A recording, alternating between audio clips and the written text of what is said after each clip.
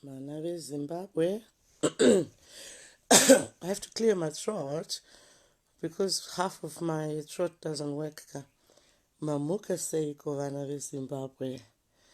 Aiwa zvinonakidza mufunge kuti tinzwe kuti muripo pano MM1 kana kuti pamvenge. Ari seiko mativi mana ose enyika. Aiwa tiri kupa kutenda. Mwari akanaka mufunge. God is good. And God is alive. Ndikuudzei vanhu vaMwari. Mwari anokuudza kuti God is not alive. Ndiye achakunyepera iyeye. Inini ndakufunga kuti ndimbotanga futi imwe live. I don't know what's happening here, but I can see kuti pane munhu apa. Anyway, isusu tinongorekodha tongosiya makadiniko. Inai technology yacho inomboita sei kweva? Zvaright manje. Kuchembera kaukuna komana. Kuchembera kwacho hakuchaita komana wedu we. Haikwa hakuchaita kuchembera kwacho. Nematambudziko ezvinhu zviri kungoitika kuZimbabwe. Munoziva kana wamuZimbabwe. Dzimweni dzenguva unenge waungofamba uchingoti kune vanhu nematambudziko pasina kana mariro aitika. Aiwa but ndine urombo nezvandakanzwa nezvaamagaya izvi. Ende futi chii chimwe chakaitika zvinhu zvacho zviri kuitika too fast yekutoti hauchatoziva kuti chii chaitika. Handiti? But zvatiri panapa ndauya Mwari akanaka ndikudzei. Hanzi naFelistas hatitauri vasene pano. Good morning Felistas. Hanzi naFelistas. Good morning Sisimeli. Good morning Felistas. Uri seiko? Inini manje handisi Sisimeli asi ndiri munin'ina waSisimeli pakuti tine magrupu akatedzana. Munoziva anonzi masister group. Yavo inonzi mvenge group. Yedu inonzi MM1 o pachirungu mvenge 1. Anditika ukaona paunenge wataura kuti mvenge 1 even chirongo usingagone kana kutaura chirungu unobva wangoona wakungoreketa chirungu. Anditi saka aiwa we wish Sisimeli well. Thank you very much Felistas for thinking of her. Yesterday ndaichifunga stereki icho chimaifombe ichochi ndinochida mufunge inini hameno kuti ndine rudo rwaJesu here because vanhu vari around inini kandichingovaona kunge varoyi. I don't know why. Maybe well I can't say I don't know why because I know and I believe I'm an ex-prophetess. Okay? Saka zvinonakidza kuti Sister Felistas vauya vakatoti good morning Sisimeli, but I am not Sisimeli. Yes, I love you Felistas. Nyaya yedu yevakoma ava satomboipindira yaSisimeli naiye SabenaBoein777. Tinodanana zvekuti be. Unoziva ka iyo social media inoika unoziva inokukumbo une vamwe vanhu. So and it works for it works for situation yatiri muZimbabwe. Asi chandawira panapa nanguya kuti ndikudzei kuti guys I'm alive. I've managed to create this account properly. Ndikaposta passport picture whatever they want. Ndikakanda and this is a good one, you know. But I've always had this account but yange yakanyorwa zviri different. Yeah. Saka ndakungoita hangu zvinhu zviri straight because pano pamvenge vanhu vaMwari vanhu vanofunga kuti pano paFacebook vanhu vanofunga kuti Facebook ndeyavo but Facebook haisi yavo. Facebook ndeyemunhu wese. Even mvenge izita reZBC. Okay, let's go straight in it. Rega nimbonwa cupcake coffee. Manu here cupcake coffee girls and boys. Igadzirai tea kana coffee kana something.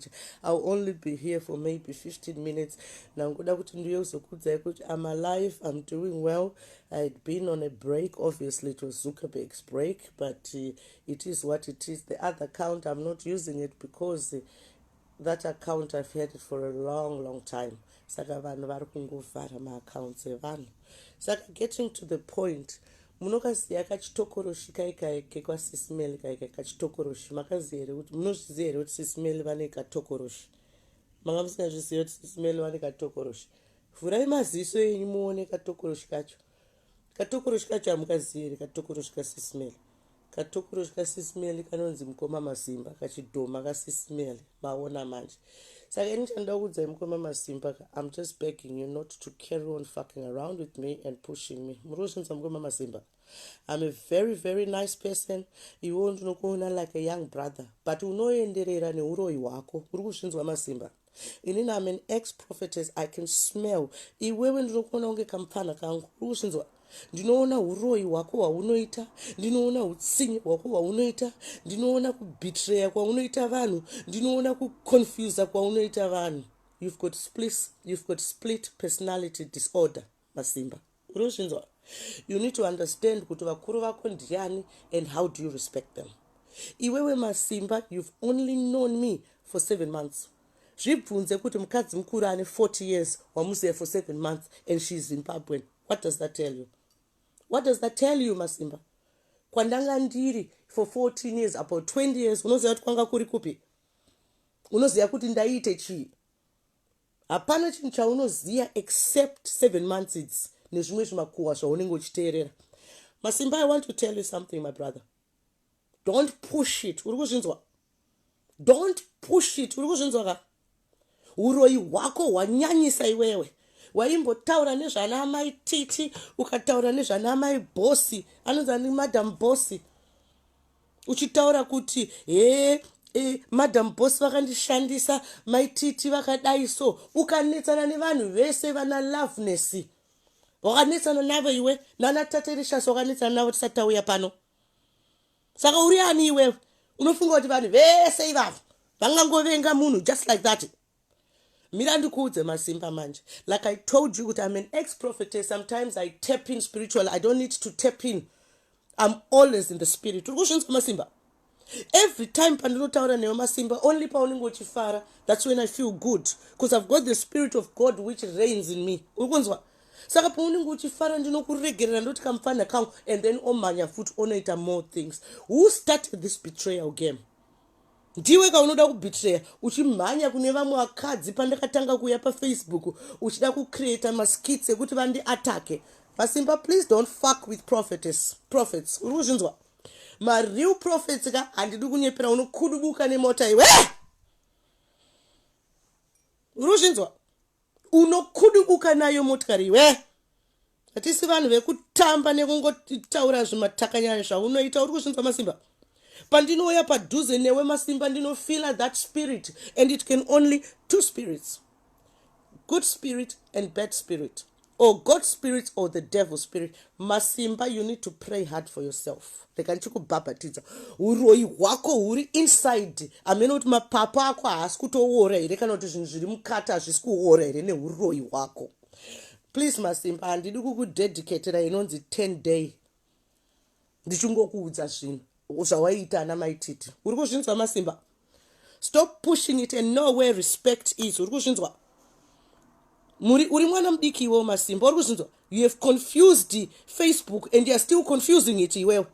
Oda kunyepa my life awaita loveness akabacha kati chichichi Madam Bosi vakandidai so mai Titi vakadai. Iwe, who are you fooling here?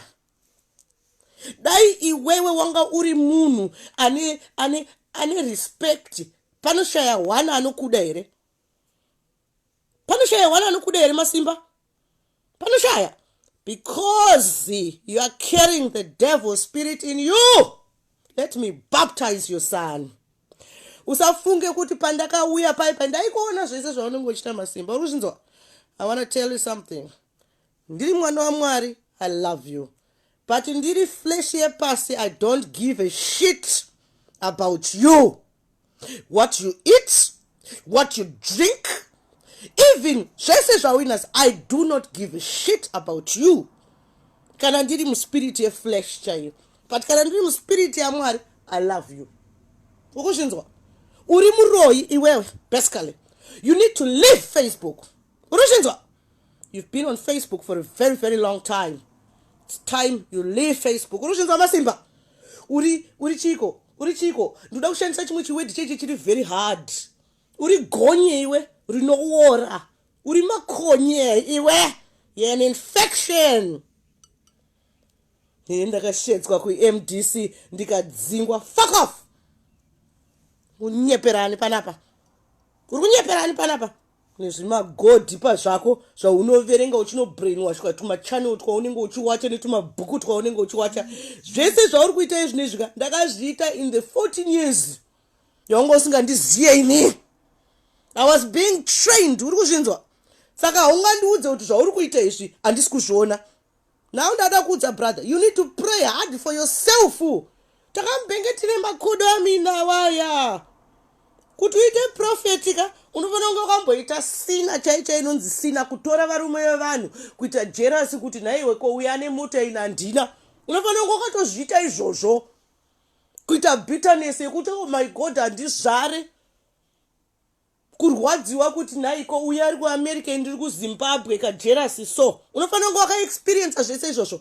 Unofanira kunge wakatorerwa varume neshamwari dzako. Unofanira kunge wakatorawo futi varume kana vakadzi vevanhu. Uri kuzvinzwa? Saka mungatiudze kuti zvamuri kuita izvo hatisi kuzviona, because we were once those people. Mukaona vanhu vanozviti maprofita and akuudze kuti inini in my life ndakambonzwa jealousy ini, inini in my life ndakambonzwa bitterness, then they are not coming from high above. Uri kuzvinzwa?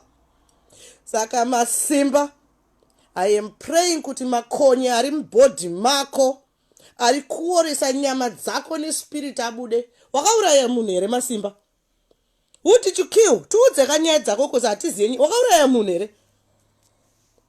Kozi unozichika uroyi hwako hwauinawo ka, kozi uroyi hwako hunoenderana futi nesini futi yaunenge wakaitawo futi. Uri kuzvinzwa? Iwe wakauraya munhu here Masimba? Pane zvawakaita zvatisingaziye zviri deep inside iwewe. Uri kuzvinzwa? Saka usade kuda kuconfuse vanhu, oconfuse Zendeya, oconfuse Timchera, oconfuse Sisimeli. Aiwa Sisimela auconfuse kuzi muri varoyi muri 2 anyway, you know, munotoenda kumushonga muri 2 waona.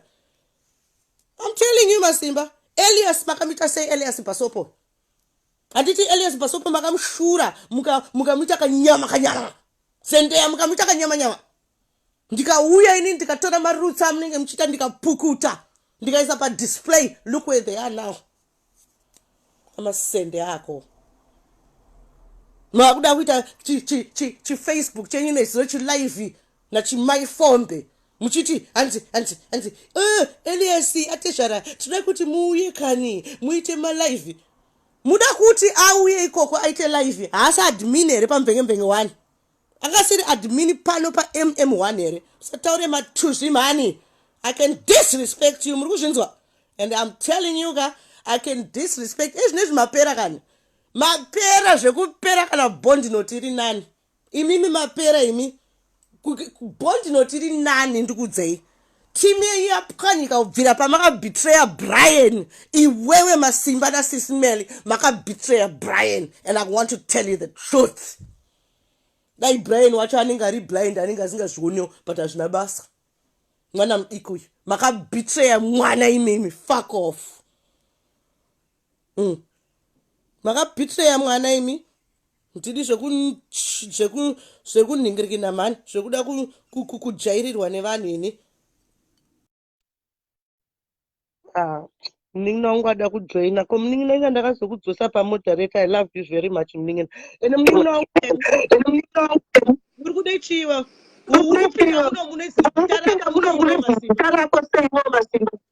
Hello, Tete Sabina, how are you? No, how can you make noise about me when I'm available? Okay, I have never seen you. Why have you come using somebody else's name? Press the damn motherfucking person right now. Okay. I've got friends, they gave me their accounts. I'm blocked at the moment. Why? Why are you using your name? Why are you not using your name? I'm blocked. Why are you blocked? Why are you blocked?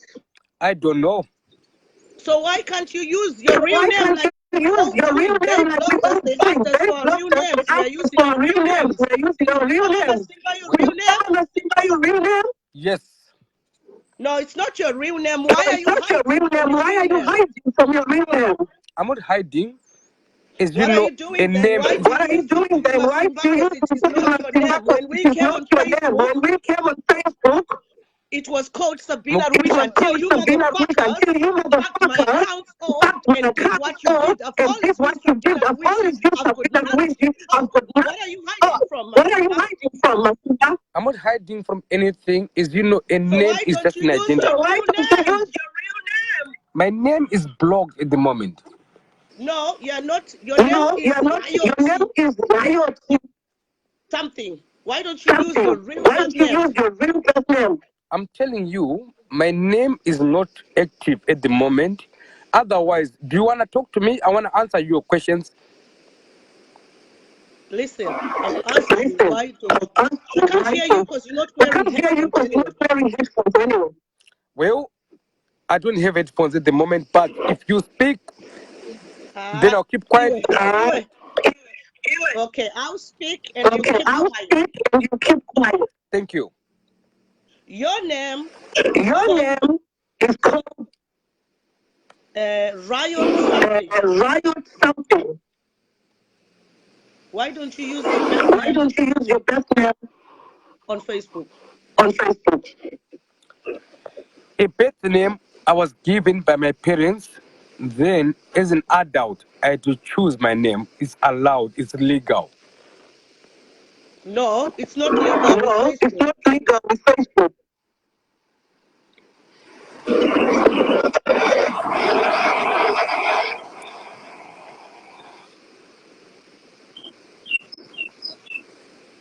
Are you there, mate? Because of echoes, it has to be one at a time. I said it's illegal to use a fake name on Facebook. Say a straight person, so why are you using a fake name? Okay, I'll go and try to use my name that Mukoma MaSimba. I'll be back soon. You are not Mukoma MaSimba, your name is Riot. Anyway, my spirit doesn't want you here. Maona zvimaroi kana zvavuya. Isusu tiri maprophetess. Haungangoya palive yangu ka ongofunga kuti uda kungotaura ungowawata because you've got this gob. Isusu unoblokwa. Urikuzvinzwa panapa. Ukangoya nedzungu nebapuka unobloka because isusu ma-ex-prophetess we are still protected. Tichirungopiwa the same pension. Wauya panapa iwo Masimba for your first time kuya pa MM1 dodhi rako iwe.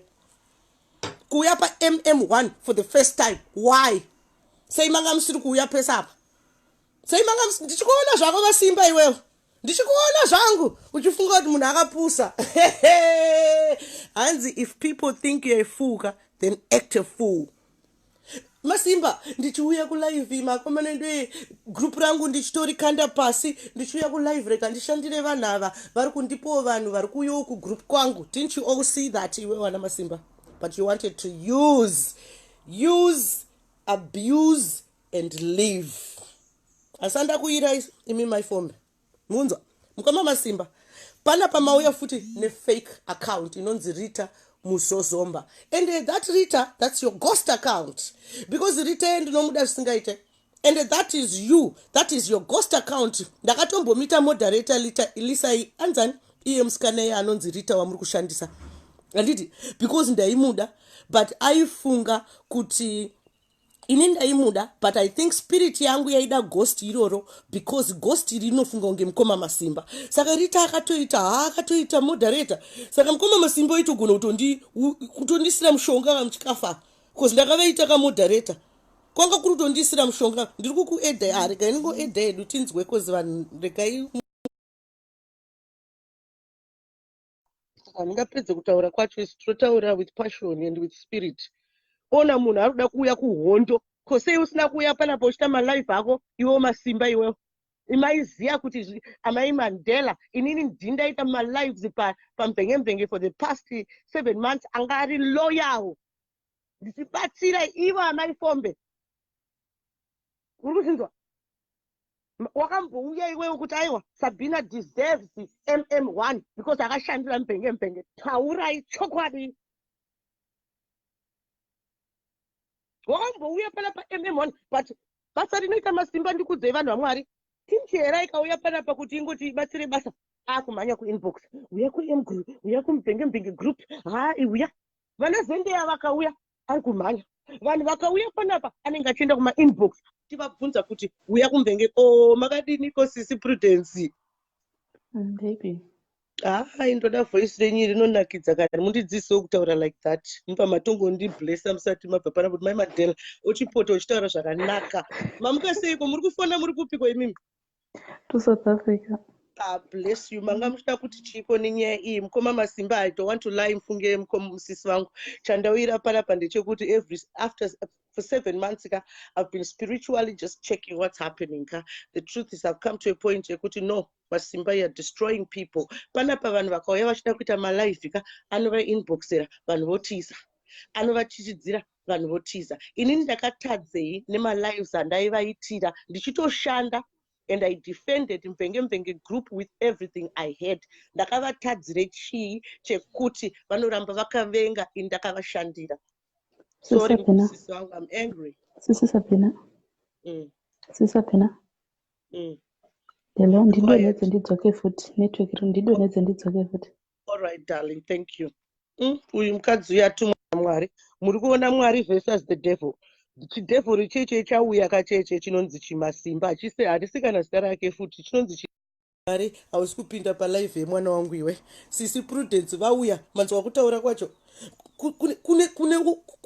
kwakanyorovera kunonakidza unonasonzwa kuti munhu uyu ane Mwari isusu kana tichitaura like this you need to understand kuti I'm an actress, I'm a publicist, I'm a marketing chi, I'm an advertiser zvinhu zvese izvozvo I'm qualified in those things handina hangu kuzonyora public relations neiyo advertising kweza Philip changu wacho ndakazongomsvipa ndakati aini zvemadhara anondibhowa ndine 17 years saka ndakangozopesera ndangonyora marketing you see saka at the end of the day ndakastarta public relations and marketing and advertising murikunzwa handina kuzongonyora because ndakangonyora marketing chete because I couldn't afford that when I was 17 saka handisi munhu wewo kungojairira pasocial media inoita kainventa kuna nani panekaita marketing kuna nani 1997 we know how to deal with this social media saka kana nichiita volume it's because I'm just recruiting my acting experience kuti zvinhu zvinongotyisa zvinhu zvinakidze zvinhu zvifaye but in real life I'm like Prudence mba mangu ndosaka muchinzwa imboka dzangu dzichihukura ndikataura I'm a silent person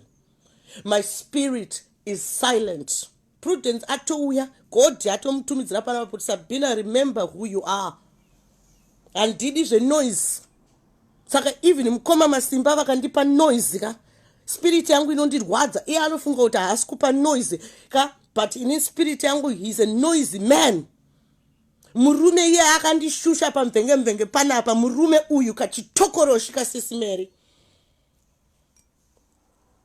Kristi dambudzo akandiudza handakamboya neghosti muchindibatsira nyenyedzi vana vangu Kristi akandiudza dambudzo akati iwe kumvenge group kunoitwa zvemushonga today I believe it isitiri maprofetes amuti gone tinokumwaira imvura mukatsva imi mvura chaiyo inokupisa iwe but for now MaSimba rega ndikupise nemashoko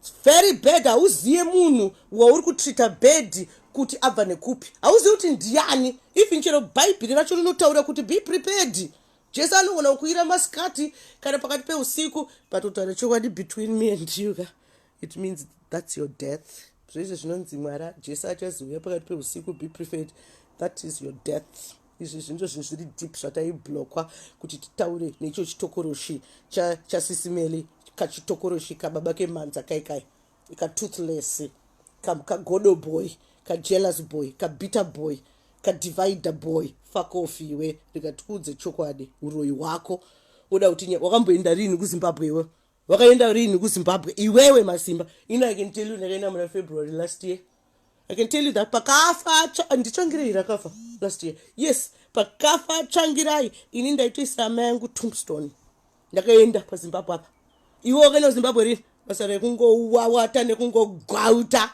hausi chechi udog iwe kambudzi zvako dotiudza kuti uri chechi udog kuita sei pana kambudzi me kumkosheya sisimeli fuck off iwe pamwe sisimeli vanotondida kupfura iwewe nasokuudza iwe MaSimba because iwewe you've been in this industry for a very very long time seisisimeli vaingokushora pawakawe pandakauya iwewe vanhu vanga vasingambokufarira iwewe. Tell people the truth. Oda kundiudza kuti unondinyorera mascript. Are you stupid iwe? Vanhu vekuglenora vanokudza kumatwins kwekwe. Munoziva matwins vana sisi vedu vainzi vana makonzo ekuglenora. Ndaita navo acting from form 2 to form 4. 2 years ndichita acting in. Munhu wacho akatizotiza nemari. Saka iwewe uda kundiudza kuti pano paFacebook unganasoudza vanhu vese zvekuita. Iwewe Masimba. Muno munyika macho imo muAustralia ikoko. Uri ani iwewe? Urasaira musika. Ndianada kuuraya Zimbabwe. Who wants to kill in Zimbabwe? Tell me, are you gay? What? Ndianada kuuraya kuZimbabwe. Taurira vanhu chokwadi. Otherwise, we started telling the truth for you. Takukudzira vanhu vako chokwadi. Uruzvinzwa? You're a rude boy, but you are not rude. You are evil, pure evil. Uruzvinzwa? Oshamisika kuti vana mai bosava havakude, vana mai titi havakude. Sisi meli vacho pandakauya vanga vasingakude. Like I said, iwe waitaura kuti unondinyorera mascripts iwewe. Unganyorera actress script iwewe. Unopenga here iwewe. Musoro wako unotema here iwewe. Aiwa Prudence, it's okay. Thank you for coming with your nice spirit. Unoona musoro wako unotema here iwewe Masimba. Zveshuwa ungaudze munhu akafunda seni. Iwe akafunda zveIT zvako izvi zvamakaitwa nanamai enyu. Isusu we chose our own careers. Undiudza vanhu kuti naSabina tainyora mascript. Handisiri ndakakusumudza iwewe. Kubva pamaviews 10 ndikashanda newe, but ungosiri kuziva kuti ndiri kushanda newe putseke feda puta. Ukaita ndikakureizera because then I pray to the living God, the creator of the universe, who holds everything together, who I know everything is possible, who gave me children I couldn't have. Then I know everything is possible. Ndikona Masimba ari kungotemwa. Aiwe unoti boy. Aiwe madziwa ako iwe rekantomedza dziwa racho. Sorry, I've got a paralysis kapa mina. Iwe unoti boy. Iwe une madziwa iwe. Iwe unonhuwa iwe. Iwe uchimbonogeza iwe. Iwe una mazina iwe. You talk nonsense. Imagine the content yauri kutaura is proper gold. But vanhu varufunga kuti hai nikoro iri. Nikoro iri kana orange. No, orange ritori nani nokupa vitamin C. You owe nothing. Hauna kana cash. Yaukawana paizvi. Waifunga kuti uchazowana cash. Isusu we're just coming to do this for free. Cash takatoita kudhara. Hatisina basa recash. Tiudza kuti ndikumudzidzisa. I am the one who raised you from the motherfucking gutter. For 10 years experience iwewe, but iwewe waingoramba une utsukukwiri hwako uchifunga kuti handisi kukuona. Uchida kundibrainwasha kuti undiudze kuti iwewe uri kundibatsira iwewe. But ndinoseka because my spirit is higher than yours. Uri mwana mdiki when it comes to spiritualism. Kanana kana tikuona iwewe ka uri kamwana kane 6 months. Inini ndiri kumakana iwe uri mwana wane 6 months ka inini ndiri kuma 36 years old. 40 years yandiri inini, but inini ndiri 40 years spiritually. No, I'm not. Akuma 100 years. Iwewe une 6 months indire 100 years. Uri kuona gap yacho. Everything you've been doing, Masimba, I've been looking at you and I've been watching you. You're a two-faced freak. Leave Mbenge, okay? And don't lie. No, leave Facebook, yes. Don't lie to people. Kuti, you know, ndaka invite kwa MDC otunganidza tokufarira kuti waka invite kwa MDC. You come otinyepera kuti wakafaiwa because unotaurisa. You talk too much shit and you were not invited by MDC. Your name you use in Mukoma MaSimba is a fake name. Here on Facebook, it was passed the law that fake names are achabvumidzwa. Alright? And iwe ukanaona chinhu chausingahwandise, why usingangoshandisa zita rako iro rinonzi Riot? Anditi? Ini ndakangoona Sabina Ruish, as everybody knows, Boeing777. Asi vavengi makaidza kundiblokisa account yangu ikablokwa, but account yangu yanga isina kana email. Yanga isina kana phone number yamakablokesa. Idziza ndakushandisa dzane my email and everything. But makaita zvamakaita. Okay? But I've always used my name. What do you have to hide, Masimba? You're an evil man, Masimba. Waakusumudza Elias Basopo. Awaona kuti admini kwangu. Waakumusumudza munhu wamakauraya na Sisimeli. You killed Elias. You killed it, Elias imim. Na ninge wako wewe, na Jezebel wako huyo. Sisimeli. Makauraya Elias na Zendaya imi. Ava kamuri kuona na Elias na Zendaya. Avasirivo vamaiona before. Vaive vakauraiwa. Elias na Zendaya vanyowana. Ndo vandakazoita redusty ne spirit ya God. Look where they are now. Wakuona icho chitokoroshi cha Sisimeli chiri kuuya panapa chiri kutaura kuti Elias, Sisimeli, please, I'm begging you, mupe my pre-approvals. What's so special about Mvenge group except to uroyiwa mafida vanhu vanotongo kuteera because they've got nowhere else to go. But ukaona queen nemunhu kasekuru kacho kachitokoroshi kaikai, you know, kachingo save uroyika, then it's a wrong group altogether. It's evil because zvinhu zvamuri kuita izvo zvinenge zvichipinda mubrain dzevanhu. Pinzai mubrain dzevanhu rudo, unity. Izvi nezvawakudza kuti Elias Basopo anofanira kunokampenera amagaya. Unopenga here iwo? Ndati unotemwa nemusoro here iwewe? Unotemwa nemusoro iwe? Uri kuda kuti Elias Basopo, Elias acharingosekererawo futi kunge zidzunguru, ameno mashona amunotaura, you know, riri kungosekerera. Vanhu vaida kukuuraya. You see stupidity yevanhu. Ina intolerate stupidity ande unyepera ndosana tamba ndega ndakagara ndichingotamba ndega group rino ndosaka mchona andipinde cause ndoda ngoti vanhu vangoita zvavanoita pasina Boeing777 anenge achimposa cause isusu mama spirits edu they are strong. Elias hanzi ngaenda anoprotesta kuZimbabwe ikoko and because izanyu zvinhu zvacho zvinobva zvanosita wait ngaanoprotestera amagaya. Elias hausi kuona kuti Masimba na Sisimeli vanasokuisa pa alignment yamagaya kuti kana vazokurovera pfuti inopinda pachest apa ungatambe nemari naamagaya iwewe Elias iwewe unasofunga kuti uchaibuda. Ndikuda unasoti muite protest iwe handi vakataura nezvino vachiwestera vanhu nguva kuti vari kuita protest yamagaya and Elias achailita. Okay, itaika protest entione.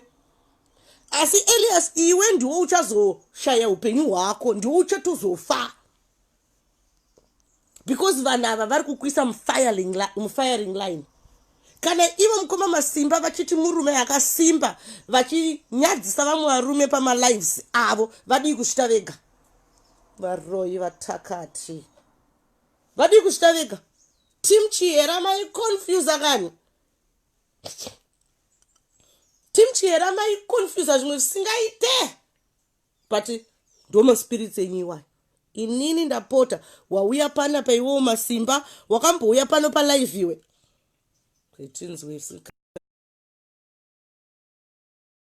Guinness wangu very good mbana Guinness vabvunzei patakauya anozani bullet patakauya Mvenge tasika vaziva vakati shura zvimwe Guinness what's up mningina wangu, how are you doing? I'm not your mningina inini, I'm chirandu inini. What does that mean? Whatever that means, to be quite honest, I don't even know and I don't give a shit. Inini ndangokuti hello mningina out of respect. Otherwise, hello imbwaiwe. What do you want here? You are older than me, Chiran. Listen, don't come with some motherfucking stupid spirit here. You know, with your motherfucking face just sleeping. What do you want? I want to say hi. Okay, can you tell the people? I'm not Benge. I'm not Benge. You don't have to be upset. I'm not Benge. I don't go to Benge.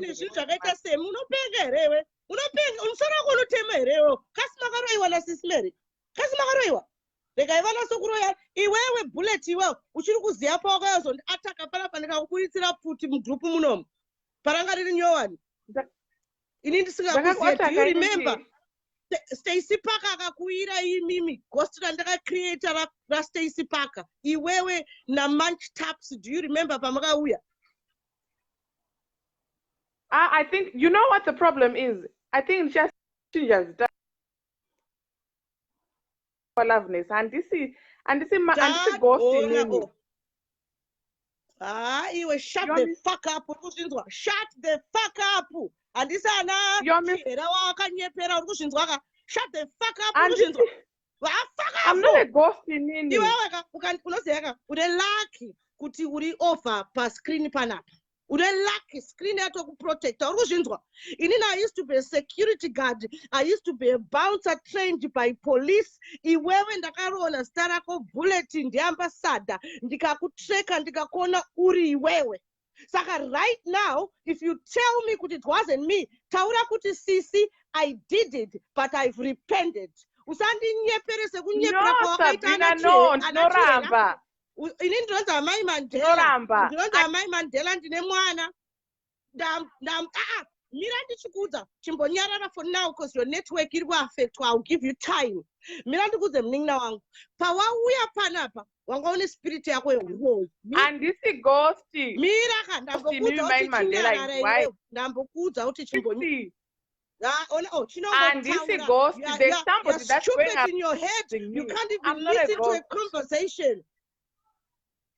Aiwa nyarara ndikuudze. Pawauya panapa ndakuti hello munin'ina ukati handisi munin'ina wako ndinoera handizive zvamunotaura zvematupo kuti zvinoreve chii. Ndikati okay, I don't give a shit whatever. I don't even know what chirandu means. I don't even know zvinhu zvakawanda zvinoreve chii. Handitika ndakuti all right, moro imbwa iwe. Iwewe pandakuti moro munin'ina, and then you carried on and you said iwewe uri vakoma uri mukuru kwandiri. Saka what type of confusion? I think you're old enough to be my mom's age. If I'm not miscalculating you, I can't be your young sister. How old are you? I'm 40. Okay, so I miscalculated. Yes, I can be your mnin'ina. I thought maybe you're older than that. You're a stupid girl, Iwe. You're a stupid girl, Iwe. You're a stupid girl. Why? Because you confused. Unoda kunyepa stereki. Spirit yawauya nayo uchipinda panapa ndo yakubatisa. Whether ndira amai vako but handizvare chimwana chakashata kunge iwe kunge chakamamirwa naTatelicious kumeso. Ndira amai ako ndozvarana makaradini. Samai vangu vakarorwa nemukaradhi. Uri kuzvinzwa? I will never be your mother. My child is called Mandela and Indiana. All right? I don't have chimwana chine musoro unenge uri kubvira chinenge iwewe. Ndosaka ndakuti munin'ina to keep that distance. I am not your fucking mother.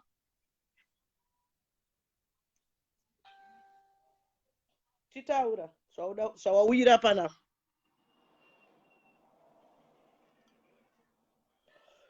Chitaura zvawira panapa iwe tisatatanga kutotswa nemusoro wako uri kubvira. Mai Mandela, I'm not a ghost for the record.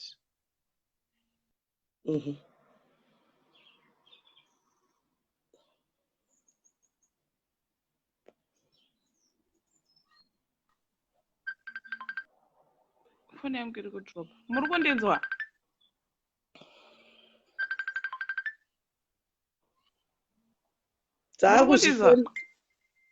Wanga usiri kutaura, tiri kukunzwa. No, the other phone was ringing. You wakapfeka my headphones here, Bullet.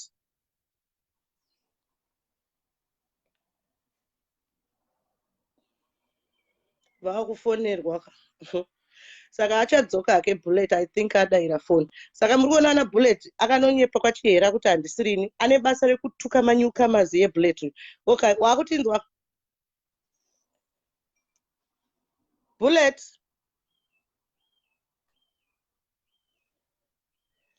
Wakutinzwa.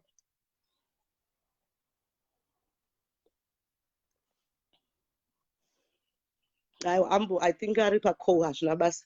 Saka Bullet Uganda tofungoti atoya nespirit iri right but auya the same spirit ndangoti hello munin'ina because mwana no asi mwana munin'ina ingori respect yekuti hello sister, hello brother. You can use it in Christianity. Kuchecha unzwe vanhu vachiti hello mwana wangu kana vatova mbuya chaizvo but it's hello munin'ina uyu anenge munin'ina hazvina kana basa izvozvo but zvataura atanga kutaura zvanachirando zvinhu zvandisingaziye handitika. And then akundudza kuti iwe uri mukuru kwandiri. Okay, so I make you munin'ina. Akundudza kuti uri amai angu kuda ndinopfeka zvimawigi ndini ndinodhaya here musoro ona wakuita unge Guinness kuita unge tichakunwa ndini ndinodhaya musoro here inga ndinongoya sezvandiri izvozvizvo ndini ndinopfeka mawigi here kudhaya ndichitodhaya kozi bvudzi racho rewaiti rakutondibhokwa ndini ndinopfeka mawigi here ndini ndinobleacha here ndini ndinomira ndichitorwa tumapicture unge katipoti pamberi pemba here ndini ndinodaro ndakamboramba kuti ndiri munhu mukuru here kuti ndiri mwana mudiki ndakamboramba saka iwewo Bullet iwewo ndizvo zvamaita ikoko outi mbenge.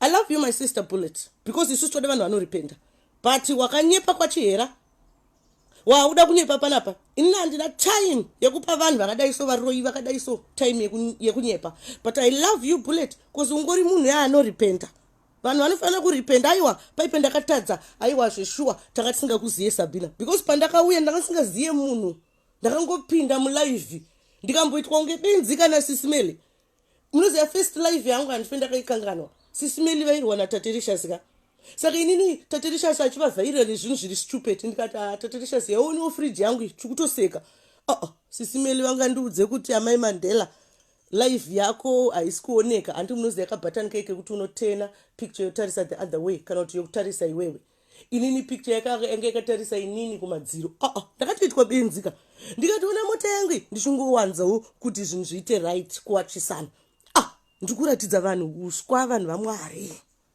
Sisimeri vachindiratidzisa uswa handife ndakazvikanganwa izvozvo asi ndinokanganwa because Mwari anongoti siyana nazvo love I'm not lacking anything yekuti ndingaite godo nemunhu kana kuti ndingarambe ndakabata godo takasvita kudhara like I told you but ndakatongoona kuti but sister vakava panika era but hazvina basa rikandingovabatsira tingoita zvatinoita asi ipapo vaide kutoratidza vanhu kuti uyu anopenga like I told you kuti vanhu vakatora marecords e2008 pandakaaccepta kune mapsychiatrist kuti alright ndinosafa nedepression nechi whatever ndipo pandakastopa kuita zvaprofet because ndaivaudza kuti ndiri prophet ndichazokuudza inyaya dzacho handiti but vamwe vatondiudza kuti ukaregedza kuaccepta ka vana upiwe saka ndakatoaccepta ndichipiwa mapirisi ndichirasa mubhini kudzamara 1 year 2 years dzapfuura wobva vandiclear saka munhu oramba uchida kungokeri on nyayo ende nyayo yakabudiswa nasisi vangu mwana wamai yangu chaiyeni but sisi vangu ofuti vangu vandibiriwo imba nenyaya dzekuda manaigerian neivo maminister executive. Saka guys all I'm just trying to say my levels of betrayal actually they're wrong. Iwewe Bullet tell vanachera chokwadi listen it was me I'm sorry because iwewe I verified you like I told you I used to be a security guard mapepa akangotimisa dai ndakaita muprisa thank God ndakatozomboita ukamprisa kafiance so anditi saka isusu zvatoda kutaura iwewe Bullet you're a good girl repent zvekuda kuramba uchitinyepera kuti hausiri weka please stop that one anditi I love you very much my sister I will always love you anditi that's it saka tichidzokera back kune kachitokoro chikaSisimeli kaikaika kanenge kachifunga kuti kanogona kuconfuse vanhu koudza kuti ningi dena Sabina uda kundidenhere chii isusu tauya kuzotaura the words of wisdom yekuti toda kuvaka Zimbabwe inga iwe wataura toda kuvaka Zimbabwe but une godo rere rekuti chi ungori negodo like I told you guys Masimba uye aita akaplaya mamind games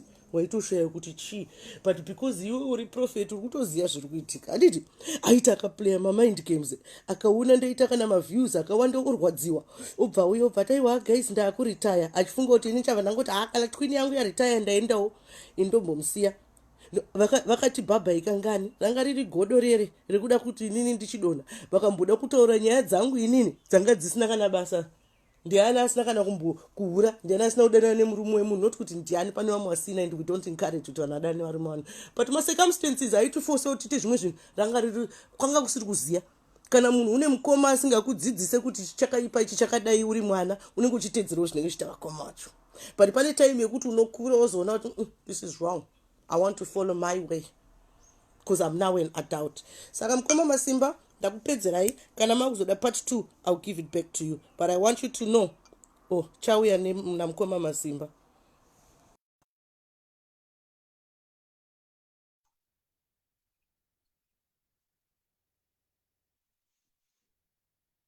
Mukoma MaSimba. Fair to the face.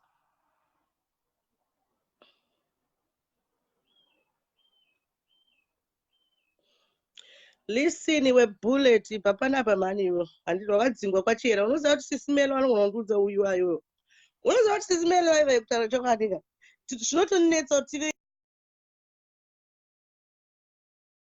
topfuura mukoma wangu chaichai vane maerrors. I'm trying to add this uncle Masimba but haina kuita vane maerrors avo ka but she's not that bad very bad pachispiritualism pachizimbabwen pane era asi sisimeli neni vanotoziva kutoti shit comes to shit. Hanimbofa ndakaona sisimeli vari pasini even kana group remvenge vanhu vakada uri ataka I'll come and try and defend it vamwe vachiri defendawo futi uri kuzvinzwa bullet iwe we are nothing when it comes to sisimeli uri kunzwa even though wakaita kaslave cover for years for 7 months and I stole a heart saka zvekuripenda kana usaripenda ina hana basa nazvo bullet but iwe ndiwo wandose baba Ziza. Hello, how are you? I am fine. How are you? Well, I'm okay. How are your gods and family? Well, I hope they are fine. They are fine. Why should you hope they are fine? Didn't you speak to them? No, I never. You should. You should. Why? You should call them every day just because wakashara. Oh, really? Okay, I'm not really into mind games here, and I didn't come here to play mind games. All right, darling, so cut me the slack. Can you just get to the point now? You tell me. Saka Mukoma MaSimba. Yes. Munoziva kuti hamusi old mvenge muri kumvenge. Yes. What brings you here? Because you've never been on this platform. This is the second time, and this platform has been opened for 7 months. What brings you here, my brother? Well, I was invited. Who invited you? Lots of people. Lots of people. So do you need invitation for you to come here? Yes. Okay. So what were you invited for? They say Sabina wants to talk to you. I never said Sabina want to talk to. I never said I wanted to talk to you. I was talking about you on my life. I didn't say call Masimba. So what were you talking about me then? I'm here. I don't need you. Why can't you just stay there and listen to what I have to say? And when I was working with you. You were not working with me. No, I never worked with you. You joined me. Exactly. Whichever way, it doesn't matter. But I'm just now giving people the feedback of what I saw in you, that you possess an evil spirit. Well, they call me Mukoma MaSimba. Then I have to tell you what it means. I don't need to know what it means because I can clearly see it's a fake name. Then you don't know what you're talking about. I know what I'm talking about because my eyes are open, darling. I'm not here to be patronized or to be manipulated. Do you understand? Mukoma MaSimba is a fake name. All right? Why? When was the last time you were in Zimbabwe, MaSimba? Yesterday. Listen, like I told you, you need to speak like an adult. Yeah, I told you you're 6 months old and I'm 100 years old. Speak like an adult. Let's carry on. Otherwise, get the fuck out of my life. The life, not my life. The life. You asked me a question, I answered you. You asked me, I answered you. I was in Zimbabwe yesterday. You were not in Zimbabwe yesterday, MaSimba, okay? So don't play mind games. So don't come here and then you want to feed me stress. Like, and it's stress because it's my own acting, the way I represent my own lives, my own shows. But I don't need some motherfucking spirit coming up to need hasha. Okay, if you are a Chirema, then I'm also a Chirema. You see, you are losing your points, MaSimba. And the way you're talking right now, you'll be like, 10 views. No, I'm okay with 10 views. Yeah, listen, I'm not into so much an intelligent talk right now, all right? Talk what you want to talk and go. Otherwise, let me just carry on with my show. All I want to say, okay, thank you so much for giving me the floor to talk about what I want to talk. Sabina, I'm here. I want to talk to you. No, you are not talking to me, right? Because you are not answering the questions I asked you. I said to you, Mukoma MaSimba is a fake name.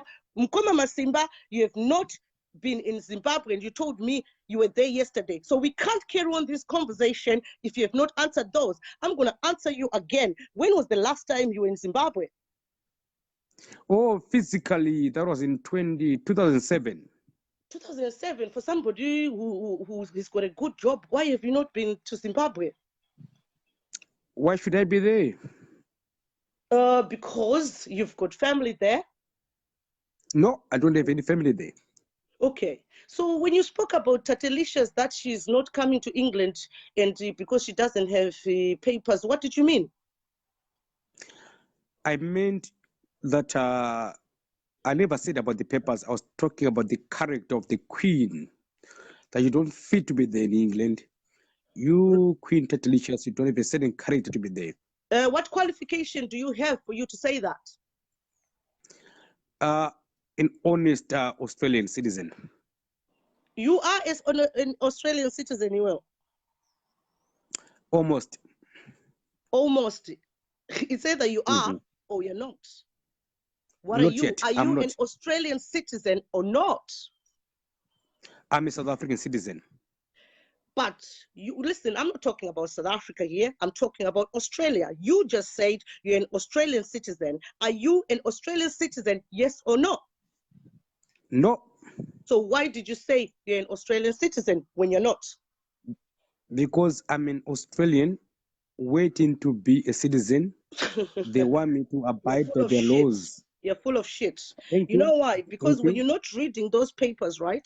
When you're not reading what brainwashes you and open your psychiatrist clinic, which is called Go Deeper, you've got nothing on the table. You've got nothing. You're clueless. You're as good as Damba. Okay. You're empty-headed. Okay. So what qualification, to start off with, you're not a citizen of Australia, okay? Your whatever is pending, which is none of my business, right? So what is the reason? That is the reason why you've not been to Zimbabwe. Basically, you know, you're not an illegal immigrant. Your papers are in processing, which should be respected. But don't come here and lie to us that you're an American citizen when you're not. So what gives you, do you have any qualification to know how the United Kingdom Home Office works? Yes, I do. What qualification do you hold in immigration? Human being. Listen, darling, I've told you again for the third time, I do not want stupidity on my lives. It's either you're going to talk sense or we leave. Okay? Well, I've asked you about Tatelicious, that she was not fit to come in the United Kingdom. What qualification do you have, human being, when you are doing a live? When you are doing a live about Tatelicious saying she doesn't qualify to come to the United Kingdom and you don't have a certificate to prove that you have qualifications to know who comes in and who goes out. So do you understand that you made a mistake there because you've got no qualification to be an immigration officer? That belongs to the immigration officer, not you. Do you understand clearly? Thank you so much. Do you understand clearly there? Yes, I do.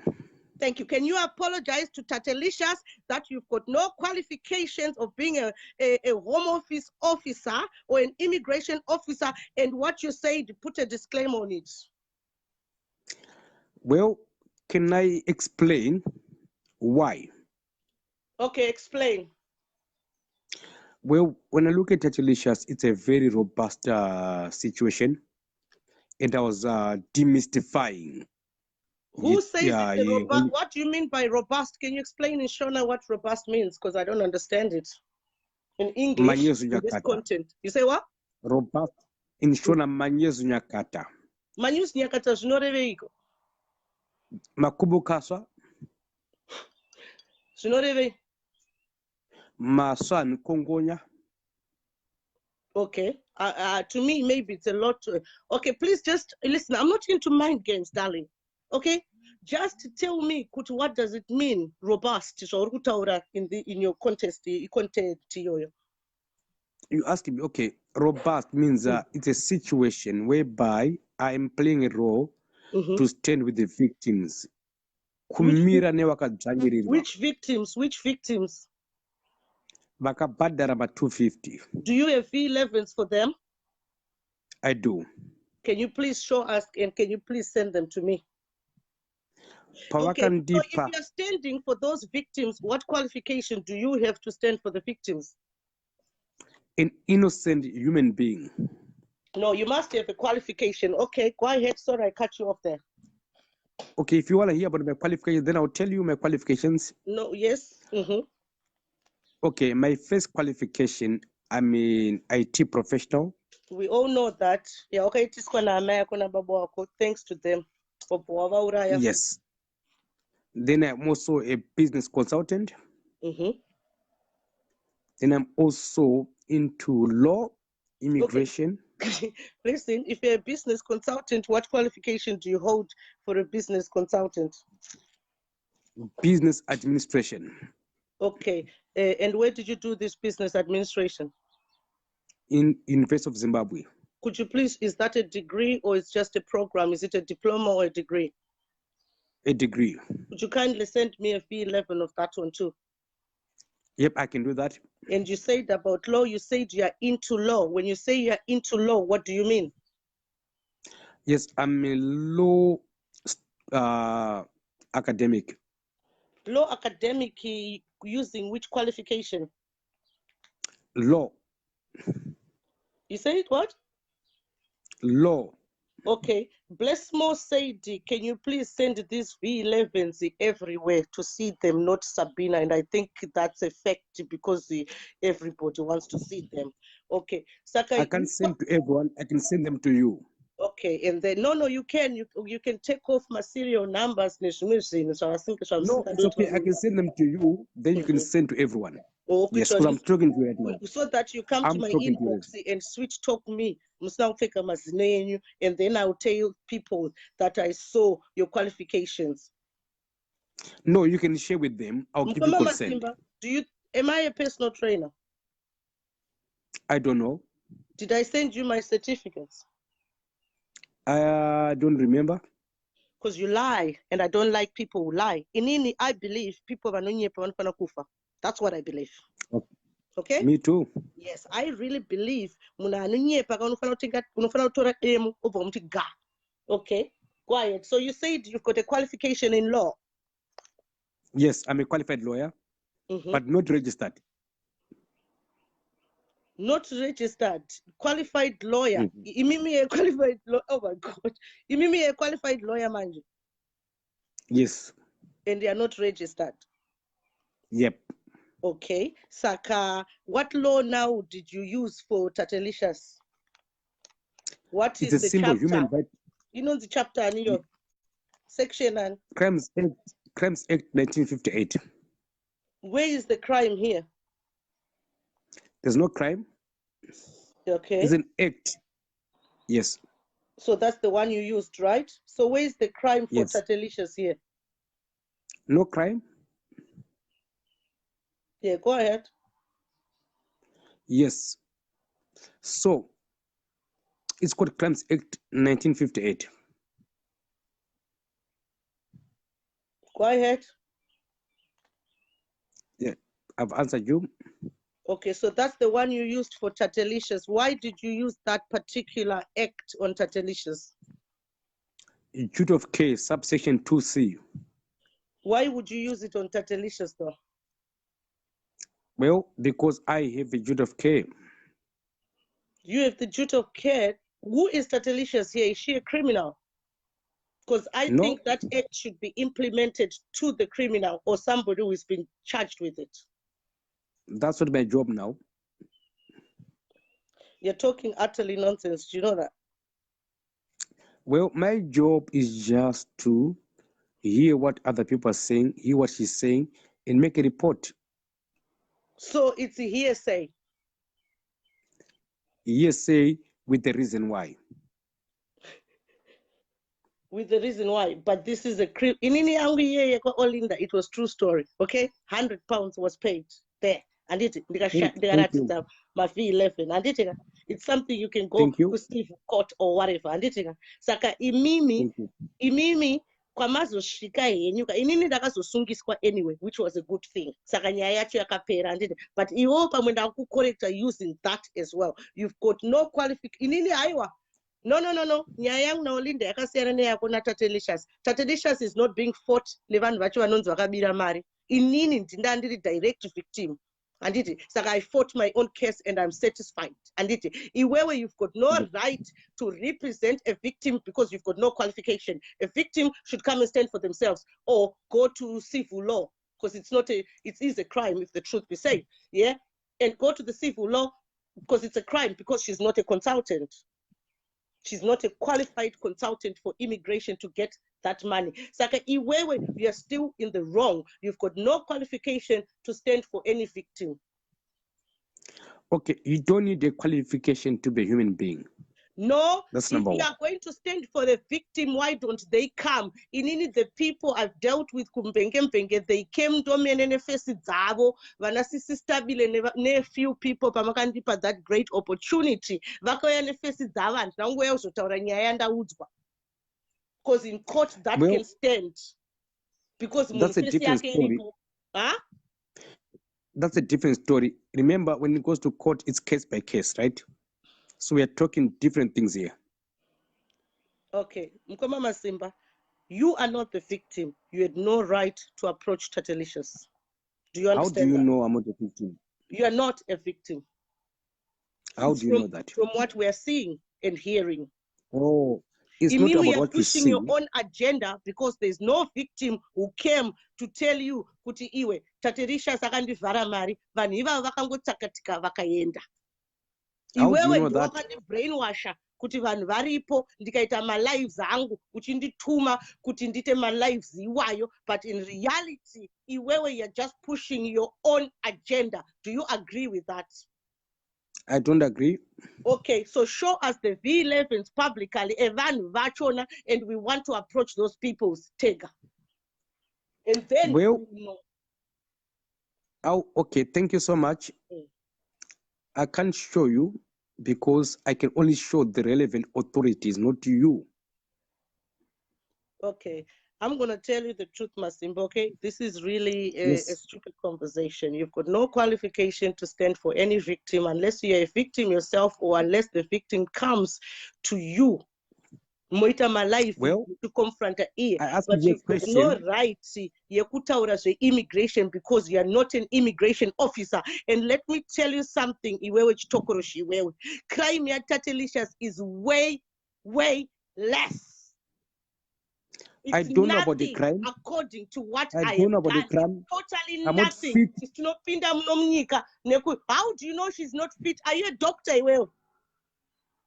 I'm not fit and qualified to say she committed a crime. No, I can't. I'm not fit for that. And the video right now you are totally lost. Well, you need to be found. Thank you.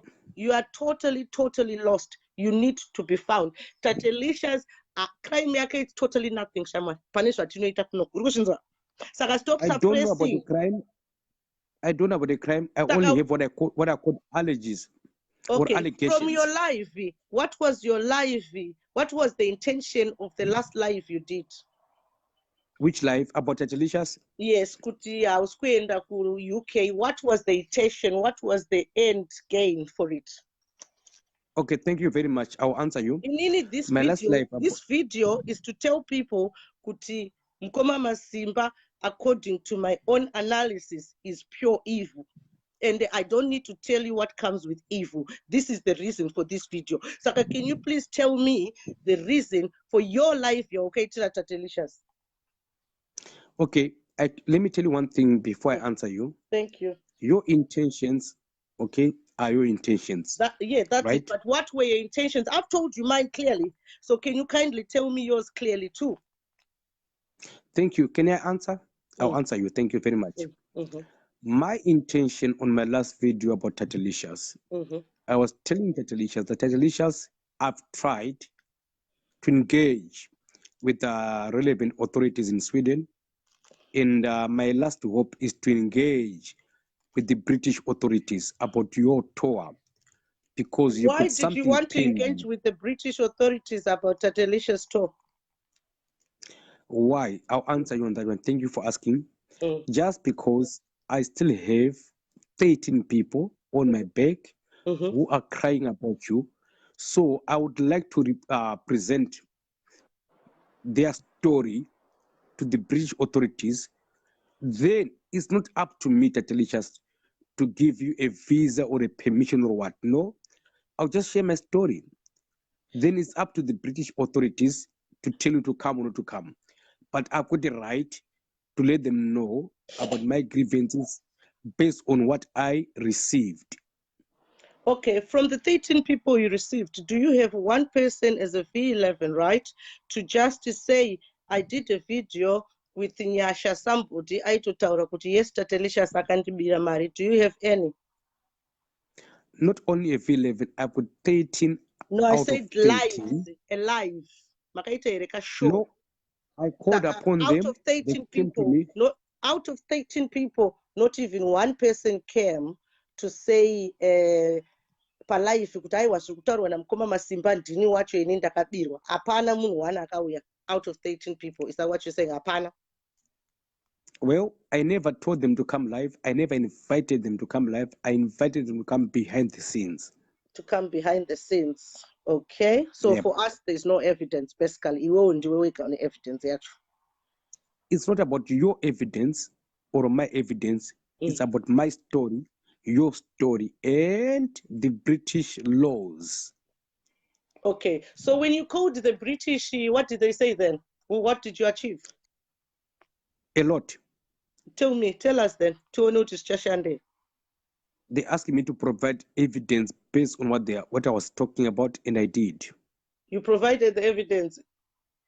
I did, yes, I did. How did you provide the evidence? Email. Email. What did you send as evidence? The Western Union transactions, right? Their numbers. That's all I did, yes. Okay. Saka, when you sent those transactions, were they showing that they're going to Tatelicious account? Yes, they were showing that Tatelicious Karigambe. That is really wrong, Mukoma MaSimba. In Citizen Chika, you're right, okay? Because the truth is this: Mari dai business ra uyu mukadzi uyu ka dai ranga riri legit. Mari was not supposed to go in a personal bank account according to what you're saying. Kuti Mari kana ngari consultant futi anofanira kunga ane ma-qualification. Inina like iwozve IT. Unogadzira IT, unoconsult. Anditi, you're a consultant and unogadzira IT, ma-computer. Anditi, that's how it does it. Kana uri lawyer, unengo uri consultant, obwa practicer.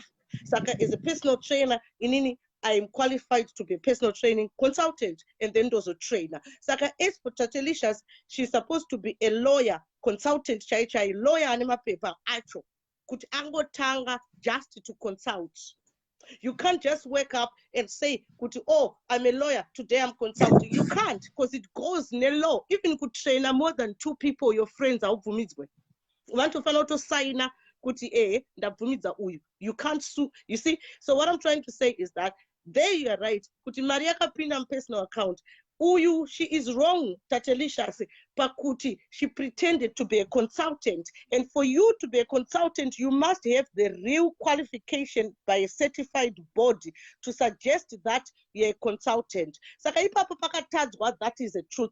But iwewe, why did you decide kuenda ku British Embassy? Uchizia kuti Tatelicious is like you, murima asylum seekers mese. Well, point of correction, I am not an asylum seeker. Okay. Number 1, okay?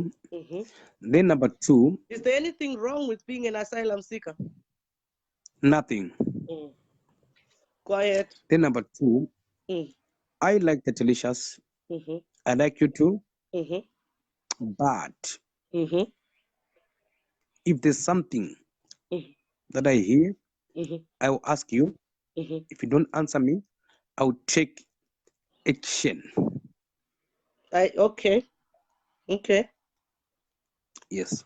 That is your principles, and that is good. Kuti mune principles, and the truth is that we cannot change your principles. Imimi pamtemo yeropa makaita zvine hunhu, but do you put kuti Tatelicious is a Zimbabwean, and do you put it in consideration? Okay, sorry, let me just quickly ask this.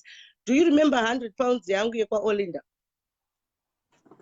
Yep, I remember the story. Is there any day yamakamboita life kutseke ona Mukoma MaSimba vari kuya neghost ravo vachindimhoresa? Is there any day yamakamboita life muchiti aiwa muzukuru 100 pounds iyika iya wrong ipa Sabina 100 pounds yake because zvakadai so kana kuti taurirana ina Sabina? No. Why? Indakauya neface yangu as a victim. Because you were capable of handling the task according to my own perceptions. What is a perception? A point of view. No, it's not a point of view. It's a mingle of ideas. It's different ideas. It's not a That's point where, of view. according to you. But in Nini, I'll say your perception was wrong because I was very weak. If you were very weak, then that's according to you. To me, I saw you as someone who's capable of handling it. Okay. When it comes to, do you remember when I told you to 15, pataita my life said, and you know, you gave me that opportunity. You know, do you remember Brian? I remember the doctor. Eh? Yes, I remember. Did you do anything about it knowing whether it was of consent or not? Under the law, it's illegal. Like guy. I did. Did you stand for me? I did. How? Number one, I don't stand the way you want me to stand for you. I stand the way I'm able to stand. Okay. What I did when I heard your story was to be able to support you. How did you support me? Okay, like what you're saying. What are you saying thank you for? Thank you, Sekuru. That's what you're saying to me, right? For what? For supporting you to be active on Facebook, to be a voice for the voiceless, so that no one can also be in that situation. I play that role.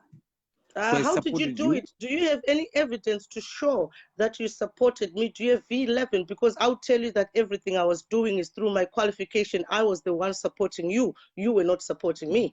Get that straight. If you were supporting me, you would be on this MM1, right? Talking the way you're talking. But because you see, dosaka uri panapa. Saka, please don't tell me that you supported me. I'm begging you. I don't like patronizing. You in the horse's mouth. When this lady the response you did yesterday, how are you intending to solve this? Because I know kuti Mimi Nana Elias, you are going to plan something. I'm not planning something with Elias. But makamudza kuti nezuro aende kunoita sei kuno protesta. I never said that. What did you say on the live? Because you were not there for a long time, Saka. You can just give us a summary. My summary is simple. I agreed with Elias. I complete with him. Yes. Did you said he wanted to. When I came on Facebook, right? I was very vulnerable because of these things I wanted to bring out to highlight. There are some people, Masajians, Anditi, how come you didn't do a live mimi na sisimeli muchiti zveshuwa mai Mandela vakabatwa vana vona vakaita chi vakabviswa nhumbu nemurume mukuru? Why didn't you highlight and emphasize that point the way you're emphasizing Magaya's issue? Well, you've asked me two questions now. Your first question, did you support me when I shared with you my story? You didn't. Imimi, you told me you supported me. Then you're asking me how? Then you're asking me how? Did you support me ndakudza ikuti inini pana Dr. Surgeon achiri kutonyenga vana vadiki anditika akandibvisa nhumbu? Now he is flying kutambura nevana vangu. Would you believe kuti vana vangu vapinde foster care inyaya yenhumbu yandakabviswa iyoyo? Would you believe I don't that I would believe have been married with a Zimbabwean man? Ndichigara kana kumusha nevana vangu 6. I don't believe that. Yakaramba ndikadzingwa marriages. Did you highlight that? Fanga life yamakaita nasisimeli nezuro yevanhu vamusingatomboziva futi. You see how stupid you are iwewe nechimukoma chako chete. Thank you very much. You're answering. You're asking people. me. You are asking me direct questions. Let me answer you. Can you give me a chance to answer you? I'll give you, because sorry, because that's fine. That's fine. That's why I'm here. I can answer you. Yes, I did something about your story. What did I do? The answer is simple. Number 1, I sympathized with you. How? Number 2. How did you sympathize? Don't just throw words. I can say any word. I've built a concord. Okay? How did you sympathize with me? Okay. How I sympathize with you, when I hear you saying, thank you, Baba Aziza. Thank you, Mukoma MaSimba. That means I've done something for you. I'm a child of God. I thank you even for breathing, for being alive. I thank you. I'm thanking God. All right, listen. Okay. I'm moving on because in unintelligent. Contaminate a brain that level. Like I told you, you've got a spirit of evil running in you. So it's your day. We are baptizing you. And it life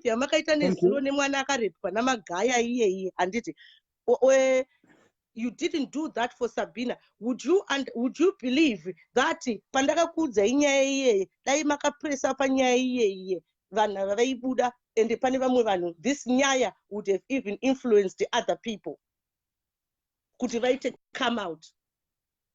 Well, I think you and I we're not going anywhere here. You're asking me questions, you're not allowing me to answer. The truth is that I'm not listening to a lot of stupidity. Do you know Ramai, when she shouted at my kids too much? Did you do a live defending my sons? Well, again, you're asking me many questions, no, just but you're not answer yes or no, because when you speak to the devil, you need to be very quick with it. And it's because did you sympathize? Did you do a live to say, Ramai, you've crossed the line? I did. Any little I did. Okay, how did you do it? Well, before I tell you how I did it, I want to ask you for the last time. Do you want to talk to me or you want to talk to yourself? No, I'm talking to myself because this is my show and I'm going to ask you what I want to ask you. If you don't like Thank you very much. If you're talking to yourself, I'll drop and call me when you want to talk to me. Thank you very much. Good manya bamuka iwe bambi seke simsoro mgodoi. Exactly. Maona saka ndizvo zvinoita vanhu ava handitika. The truth is this, it's the devil. Some people vanoda kuisa gombomba gombo kunze ndoseva God ndoseva devil, but unotozoona kuti wakuzvipiringisha. Ndizvo zvinoita Mukoma MaSimba. Vakuzvipiringisha because he is saving 2 masters. Vakadzidza kuseva 1 master and use sarcasm kuseka. All I can tell you vanhu vaMwari, handichatombobata nyaya yasisimeli, tichaitoita part 2 mangwana. Vanhu vaMwari ivo Mukoma MaSimba nyaya dzandaitovaudza vangu vasiri kutomboteerera. His mission was just to use me, abuse me and leave me. So I'm warning all the people vanodhila na Mukoma MaSimba, deal with him, mwana wa Mwari, but be very, very careful. Be very, very careful. Vaitondishandisa ndosaka vangu vasiri kunzwa zvinhu zvandaitaura, but inini zvandaitaura ndaizvinzwa, ini ndaizviona kuti havasi kuzvinzwa. You know, when you are kana uchishandiswa naMwari, you're always a step ahead near the devil. Muri kuzvinzwa. Muchaona account nezvese vachada try kuda kumublockesa or whatever. It doesn't matter because ticharamba tichingotaura anditika vachazongopesira vangopedza my lives. Saka maZimbabweans anenge asisina my lives. Isusu inini shamwari dzangu dzevarungu dzakatowanda kupfuura dzemaZimbabweans. DzemaZimbabweans kutaura chokwadika vanhu imimi vanotoziya panapa cheteka ndimi. MaZimbabweans ndechimwe chimunin'ina changu chandinoziya, but totoonana after 3 years. Shamwari dzangu in reality varungu, but shamwari dzangu futi maZimbabweans vandospenda nawo time yakawanda tichitaura, even chero ndiri kumba kwevarungu vangu vanenge vachiita zvavanenge vachiita, ine ndichitaura nemi zvangu. Saka inini ndirongodzokera kuvarungu vangu vai vandani navo for 14 years, and they are called my sisters and brothers. Vakandiona sister, brother, because I'm still Zimbabwean. Iwe unoenda kupi? Kana vakublokesa SabenaBoein777 vakublokesa ivo vana Mukoma MaSimba, tinoenda kupi kana tiri kuita nyaya yekungoblokesana?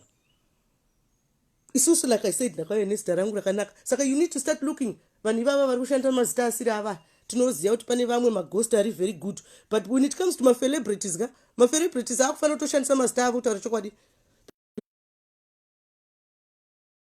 kuinfluensa vanhu ka.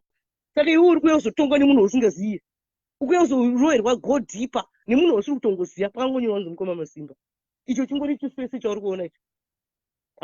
Hautombokwanisa kutreka kuti munhu ari kukubrainwasha uyu ari kubva nekupi, kozi ukamugugula haumuone futi, kozi zita rake hauri. Sister Juliet. Ndeipi zviri sei?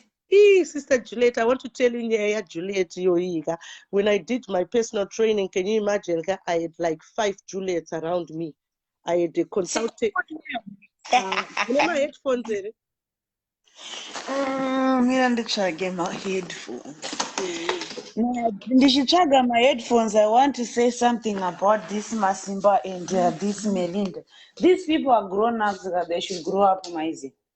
Ungaita life yemunhu abuda pachena, do they even know kuti how hard is it kuti munhu abude pachena zvanenge akaitwa like zvakaitwa mwana uya? Unoziva kuti life yo yakandibhora handina kana kutombopedza kuiona. And you are right, because even mimi dai vakaemphasize zvinhu zvandakauya ndichivaudzawo ndiri munyowani ka, pamwe you would have felt me and you would have understood me more.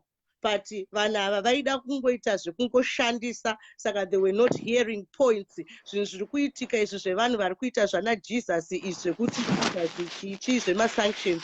Ndakazvitaura zvinhu izvi Juliet ka, but they didn't want to listen. Saka vese vari kuita zvemasanctions izvi nezvana Jesu ka, vamwe vacho vari kutokopera zvinhu zvakataurwa naBoein777, because even Boein777 asati avepo vanga vasiri kuzvitaura zvemajesu nema I know what I'm doing, I know where I'm going. Saka all I'm just trying to kusarudza nyaya. The thing iri pane ma-grown ups avarituka vanotarisa face kuti ndiani aunza topic. If they don't like you, they don't even listen to you.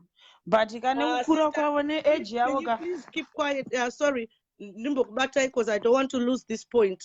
Hanzi vanhu vakuru ava ka vanotarisa face yako kuti ndiani aunza nyaya. Inini ndakauya ndichiti face yangu yakabhenda, imba ndinorenta, handina murume. Handiti. Saka vakazvitarisa zvese zvakati murombo uyu. Pavakazotanga taakudhiraivha mavhuzhi vakati imota yake here. Ndipo paanogarera. Exactly. Handiti. But pandaivaudza nyaya iyi ka, ndaiita kunge murombo. Saka zvataurwa naSisi Juliet, it's the truth. Vari kutarisa face uku, vari kutarisa kwamagaya ka, kuti ndiani number 1 achadonedza magaya. Please go ahead. Saka inini vakanditarisa face yacho yakatobhendawo. Kubhenda kwakaita face yangu inhumbi iyo yandakabviswa ndine 15 years nadoctor asurgeon nhasi uno. Ndikauya kudza hama yangu Sisi Meli naivo Mukoma MaSimba, vakati haisi nyaya iyi, havana kuitarisa sekutarisa kwavari kuita dzimwe nyaya. Ende pane imwe nyaya futi yandakapa Sisi Meli yemwe mukomana anonzi Anyway ane football club ka, but football club yacho kai football club inenge kwaseke vana vari kukika bhora vasina bhutsu. Inini ndikati even ndikaita live ka, influence yangu ka is different from ya Sisi Meli. Ndikatumidzira Sisi Meli ma screenshots iwayo, ndikati Sisi Meli batsireiwo ka Anyway uyu. Inini face yangu yakatobhenda, kutotaura kwandiri kuita ndakataiso is because hangu face yangu nesingatoiti, because sometimes inobhendesesa kutaura chokwaduku. You know, ndikati imimi Sisi Meli ne-influence menyu ka, tinoswera taona mbatya dzevana vefootball. It's Sisi Meli hanzi give it to Masimba. Wazvinzwa Juliet? Give it to Masimba. Kunge vari kutaura nekakutu kavo. No, why is it my stories are network mvenge ese is Masimba and Melinda? So are you trying to say there are people in mvenge amuna vanhu vanogona kutaurawo zvine musoro? I like the fact who's this guy Elias, the way he attacked Masimba. Masimba is a true-faced person. Anoya achitaura Elias asi mazamu ndangobva kujimu mandasvopinda mugumbezi. Ende iwewe manje mirandikudzeka ende ugere zveshuwa ndo vanhu vanenge vachinzwirwa jealous vanana Sisi Mary saka vanotya kukupublicizai. Ini ndiri kutotarisa mumba umu ndiri kutozvionawo inini saamai guru ndakagara pasofa apa chimunin'ina tichibika sadza tiri pamvenge tichinakidzwa hedu pati vamwe vanhu vanenge vane hutsinye hwekusada kuburitsa vamwe vanhu kuti muve zvamuri mutaure nekushata kwenyu muuye pano saka vanotanga vatarisa fesi saka iwewe kana wakutaura navo next time ka upote uchivaratidza ceiling iyo ko ceiling iyo ndeye mari. Pasina kudaro munoziva ti Sabina unoziva there was this time wakamboita imwe video I feel inini kumalive handiwanzowe hangu kumalive wakamboita video mwana achitorwa and the stuff ndakaona kuti vachita imwe live and ndakavapindura ndikati saka mimi mawane chizva maita live yenyu like yekuti kutorerwa vana this and that vakaita live hamuna kuiona? Hai nani mbozviona nechinakirwa nevarungu vangu ini. Haiwe Juliet, varungu vangu vanenge mazimba kani, mazimba akuita kunge varungu mazuva ano iwe. Unoziva kuti instead yekusympathize nemunhu anenge achitoseka zvake. Saka vakaita live vaiti chiko? Ndiudzewo kani mnin'ina. Ina kuitwa live as such but yakaitwa topic kuFacebook and they were the comments yakabva kuna this other chick who's her name Ruramai Masha. I didn't like her at all. So I just replied kuti saka mimi mawana chizva mataura like about it because munhu wese ane masituations ake ainawo. Ndimbokubata pamuromo. Thank you very much for saying mapoints acho ka atisita kuamisa. Thank you very much for saying that anditika saka havana kuita live yachona. Oh god, sorry, go ahead ndakangana zvanandataura. Haina kuitwa live ndakaiona kuFacebook comment yacho nayo. Ndakatokomentawo ndikati nini pane munhu asina twe kwake munhu wese ane tiri kutomunetsa. Unoziva mabharanza aya Juliet ka vanga vasingazive kuti pandakatoya kumvenge ndatoudzwa naSocial Services kunzi iwe usaramba wakangorinda vana kunge zimugumukumu chimbonotsvaga zvekuita kani chimbotaura nevamwe vanhu ndine shamwari dzangu ka but I was losing my heritage. Do you understand? Vakati chimboenda tsvaga maZimbabwean communities tsvaga zvimwe zvinhu because there's so much yaunotamba nevarungu ka but pane kamwe kakutaura shona kaunombodawo handitika saka pandakaya kumvenge ndanga nditori under Social Services for about 1 year. I've been with them for 2 years. Yeah, still anyway ivo ka kwavari ka vakanzwa kunakirwa nekufara uchitoona vamwe vachitomedzerera mate so kuti vanakirwa Sisi Mary vaitomedzerera mate kuti gudhu wanakirwa vasingazive kuti trap iwe munhu yanga agara ari paSocial Services for 2 years akati rega ndimbonoona vanhu vangu nhasi kumvenge ndimboita zvechiZimbabwe ndimbozorora Social Services inotoziva kuti inini I don't tolerate shit inini handiitirwe zvisina nebasa nemwana ini handina basa kuti chirungu chenyu chakamira papi inini ndina amai iye ndiye mwana hazvina basa kuti amai vaita zvakati fesi yakabhenda vabva kupi amai ndiamai saka vana vangu vari kutozvinzwisisa kuti amai ndiamai ndinonoona vana vangu ini ndinasokuudza shamwari last week ndakavatengera mbatya dzekuma £700 ndikaposta ndikati iwe dai zvichinzi vana vangu handivade or whatever kana kuti I'm a bad mother. Why would I still buy vana vari foster care? Every year I buy children mbatya £1,000 because you took us saka 500 zvinonova last a year. Saka I don't give a shit kuti Social Services ine vana vangu. I'll still carry on as a mother. But I want to tell you something, my sister. Vana vandakavatrepa vanga vasingazivi kuti Social Services naudhara vakatongozotanga kuona ningi yauya. Because pandaiuya paipaika yaida kutaura kuti inini nhumbi yandakabviswa nadhokta uya yandionisa moto pakusvika kuti zvinezvi ndaane vana tuka vanana baba vakasiyana and I've tried as a single mother but kana chiri single mother ka ndiri kutaura pakuti vana ava ndevangu havasi vemurungu uyu biologically but pamutemo vana ava vana vemurungu uyu cause vanonzi vana foster vakaadoptwa nemurungu indapinda mujeri handitika. Saka at the end of the day ka vanhu ava ka vaingofunga kuti chi I am what I'm representing. Saka pavakazoona iyoyo, saka that's all I'm telling you. Even kana kutaura ndikudze Juliet ka ndinotombokanganwa because face yangu ika inomborova kuma-neurons ekubrain the whole side. Uri kuzvinzwa? Yeah, ndikuzvinzwa. Ende vanhu ava kuti vaziye, sorry point ananda kutaura yadzoka, kuti vanhu ava vaziye kuti naiwe kwamai Mandela vari kutaura kuti vakabviswa nhumbu. Ona vana vavo ava vane different races. Izvinezvi vari kutaura sei tisiri kudiga deep inside. Kuti vana vangu vatorwe, it's coming from nhumbu yandakabviswa ndine 15. Because from that time pandakabviswa nhumbu ndine 15 ka doctor wacho ndakaenda paaigara patatenda kotika zvikanzi doctor uyu ka aenda kuUK. Amai angu vakati aiwa ini handitoenda unomagarira mumapurisa rega apedzise udoctor wake achauya kuzokuroora something like that. But amai angu vakaita hasha kuti mwana uyu aita abortion. Inini amai angu shamwari vanhu vekuglenora anovaziya. Amai angu vairova varume, amai angu vaityisa iwo, amai angu vaityisa.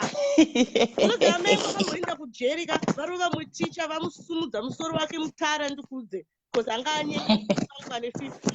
Amai angu vakati alright. Saka amai angu didn't tolerate shit. Amai angu vakandidzinga mumba ndikudze ndaita 16 vachiramba vachingorwadziwa nenhumbu yandakabvisa iye. Vakadzi 2 havagare vese panapa. That's when my life just changed. But I want to tell you something. Ndakabva ndanoroorwa ndakanamata kuna Mwari chimondipewo murume kana anondiroora kana kumanedwe. Ndaenda kutatenda koti papa ndakabviswa nhumbu ka. I want to say so much in short space. Ndaenda kutatenda koti ndadzingwa naamai angu svika ndaenda kune murume akakwitisa nhumbu. Ndaenda kune murume wanga ane 33 years ndine 15. Ndaenda kune murume yega. Ndasvika ikoko vanoona munhu akachinja muflat. Nemi kubrain ari kupiko hanzi akaenda kuEngland. Ndadzoka kumba amai hanzi brain akaenda kuEngland. Zvikanzi naamai ya apa amai angu ka amai angu vaidaka zvinonaka vaitofunga kuti akabharanza akabvisa nhumbu yadhokta pamwe dai takatoita zvimwe zvinhu panapa dai waroorwa but yekutoti kubvisa nhumbu was just something chakavarwadza but she doesn't know kuti ustrict hwavo ndaitya ndakanobvisa nhumbu dai ndakanodza amai doctor anditsa nhumbu ada kutaura kuti tibvise nhumbu. You see? Yeah, but like ndadzingwa mumba muye, sorry Julie, ndadzingwa mumba muye. That's when my life changed till now. And I want to tell you something. I have not done bad for myself. Ndinasokudza chokwadi. Isaka at the end of the day, vanhu ava vanofana kunzwisa kuti amai Mandela face yavo pamwe yakatobhendiswa cause vana vangu ndakazi vabata hostage kainini ndakuti my legal immigrants are free way kuSouth Africa because takataona moto ini nevana mapepa huna une vana 2 but wakabviswa nhumbu nadoctor uye ari kutonakirwa surgeon asina ambobvira auye kuzoti sorry because waita vana ava cause wanga wadesperate wakatomboroorwa iwewe ukarambwa because hauzvare. You see? Saka vana ava vabhizi kuseka vana vangu kuti vapinda mufoster care but havasi kuziya kuti iwewe baba vako ruramai kana kuti baba mudiki wako anga ari doctor kana kuti iwewe pastor iwewe munin'ina wako kana kuti mukoma wako ndiye akandibvisa nhumbu. Ndosaka vana vangu vari mufoster care because decisions started changing different from what God had aligned. Saka this is where I stand ndiri one kuti Masimba afunge kuti iwe mukadzi face yake akabhenda hanti anoti anofunga go deeper. Ndanyarara Juliet taurako. Unoziva kuti sometimes zvinhu zvinoitika muupenyu hwedu ka zvinoaffecta ma-decision making yedu maiziva. So like these 2 people sometimes they should slow down maiziva ma-comments avo like ma-lives avo they should slow down. Ndiri kuremember pakambobvamburwa futi mukomana anonzi Brian. Even Brian akava bad to that extent. So why can't you just leave somebody's life alone? Une basa reneupenyu hwemunhu. Vakambobvarura anonzani Elias akazova reply. I love Elias reply. That was awesome. Elias kana ari panapa ka rega ndimuudzewo futi zvakataurwawo futi naSisimeli. Handiti nezuro vakapazanisa ushamwari hwangu naElias, vakaenda pakamera nechifesi chavo chiri kuora nekudhikeya, vakaenda pakamera zvikanzi mirandasekudza chokwadi vachitongi vakanditarisa, but vakatarisa ex-prophetess ka inini zvinhu zvandiri kuona zviri kundityisa kuzi zvinhu zvanini unoti une chifesi chimwe so chiri kutyisa so chaakudonha, unoziva chiri kudonha kunge cyclone idai, unoziva kudonha kwakaita mountain iye ndiko kudonha kunoita chifesi chaSisimeli kuzi uroyi hwavo manje ka hwakuratidza pafesi. Hanzi mirainasekudza chokwadi. Elias neni tinotaura kuti inini ndirwadziwe. Elias ndakangoya ndikati fired. Handiti because Elias wofutika hazvina basa chiraitaura naSisimeli. Ko Elias wacho kana achingoti ndinombotyo amai Mandela kuti ndivaudze ndiri kutaura naSisimeli hazviite, but I mean amai Mandela no harm. But Sisimeli, the way she brought it out manjeka was to say kuti Sabina sambofunga kuti uri kuvhaira naElias wako. Handisi kuvhaira naElias, we are working, tiri pabasa. Yeah, but my last words in there my last words in there like paFacebook apa ndepekutandara noti pekuudza personal lives evanhu. Siyana nelives dzevanhu, ione life yako. Juliet, zvawataura zvaBrian zvezve iwo uri kundipa maideas and I'm going deeper ka. Hanzi tinoenda deeper netuvana Masimba toishandisa mafoshoro, isusu tinoshandisa zvimadrill zvinosvika pasi chaipo. Zvawataura zvaBrian rega ndirambe ndakabata ipapo. Sisimeli wobva wandibetreya neemfesi wangu Elias pabasa ratiri kuita. Marutsa vakarutsa Elias vakumuda koziye zvinezvi raakeke according to whatever. Handiti manje my reply to you Sisimeli ka kana neniwo futi ndinotaura nemaadmin enyu kuinbox. Neniwo futi Sisimeli ndinotaura nemaadmin enyu kuinbox. Musatombozvifurira imimi Sisimeli. No, but mese muri masisters zangu, you need to calm down pa Facebook because other mumwe munhu achazvisungirira nenyaya yemaFacebook because mafights epamaFacebook apere. Wabva wataura point, mira ndikuudze vaida kuti Brian azvisungirire, inini manje mira ndikuudze Sisimeli ndakaita semunhu mukuru ndakamhanya kuinbox kwaBrian ndikati usazviterere zvaro izvi zvimbwa zvevanhu. Ndakavasvipira kuinbox kwaBrian. Brian, all he had to say is amai Mandela. Mwana akarwadziswa iyeye iwe. No, but munoziva kuti vanhu like nowadays what I've noticed people are growing older but they are not growing up. We need to grow up. Yes. Izvima zvatiri kuita zvazvina kana direction zvokusoro kutukirira kunotsvagara nelife. Kuno mumwe akamboita life achitukirira Brian. What was your name? Ameno akaitwa futi live na. Brian wacho asina kutiudza Sisimeli kuti Sabina akandi inboxa ndikamurovera zimessage ndikaita live yangu ndikaudza Gogo Loveness ndikaudza Sisimeli kuti hold your guns muri chembere imi siyai mwana ane 26 years kasi muda kukwirwa nemwana uyu chero ungochane hwake, that's a personal life. Panapa inini ukandiona ndichita live ka I'm taking from other people. Iwewe zvauri kundiudza kana munhu akaposta I can comment my opinion or life, but not zvekuda kudhiga kuti Brian ingochane zvinhu zvaasina kuburitsa ega. Saka Brian kuda kutocha mwana neimmigration. Kuda kutocha mwana neimmigration iwo Sisimeli. Right now I'll tell you something Sisimeli. Brian uyeka ndakatomudza kuti do what you have to do. Mfana wangu. Ndikati Brian, do what Sisimeli, I want to tell you the truth. Action yamakaita ya Brian yeka. I want to tell you Brian tochokwadi andifungoti achakudai futi. Even imimi Gogo Loveness. I love you both, Imim Sisimeli na Gogo Loveness, but Brian Uyoga, you've lost him for life. Plus ukabatsira munhu aikona kuti munhu wese azvizive kuti wabatsira niki. Mune muchiitirana mukubatsira. Tiri mumaforeign countries munomu. Unogona kusangana nemunhu akavasisa yako wausingatombozivi ndezvekubatsira nezvo. Kwete zvokuzotuka kuti munhu kuti hanzi ndaimubatsira this and that. Ningi agonopfeka ningi akashata. Dai takafanana tese aituka umwe ndiani munhu chakanakira iwewe hazvina kunakira inini. Wanzwa Mukoma MaSimba vachitaura kuti vakafonera immigration vachitaura zvaTatelicious. Vagomudi Tatelicious, she's a nice person. Kufunira varungu British.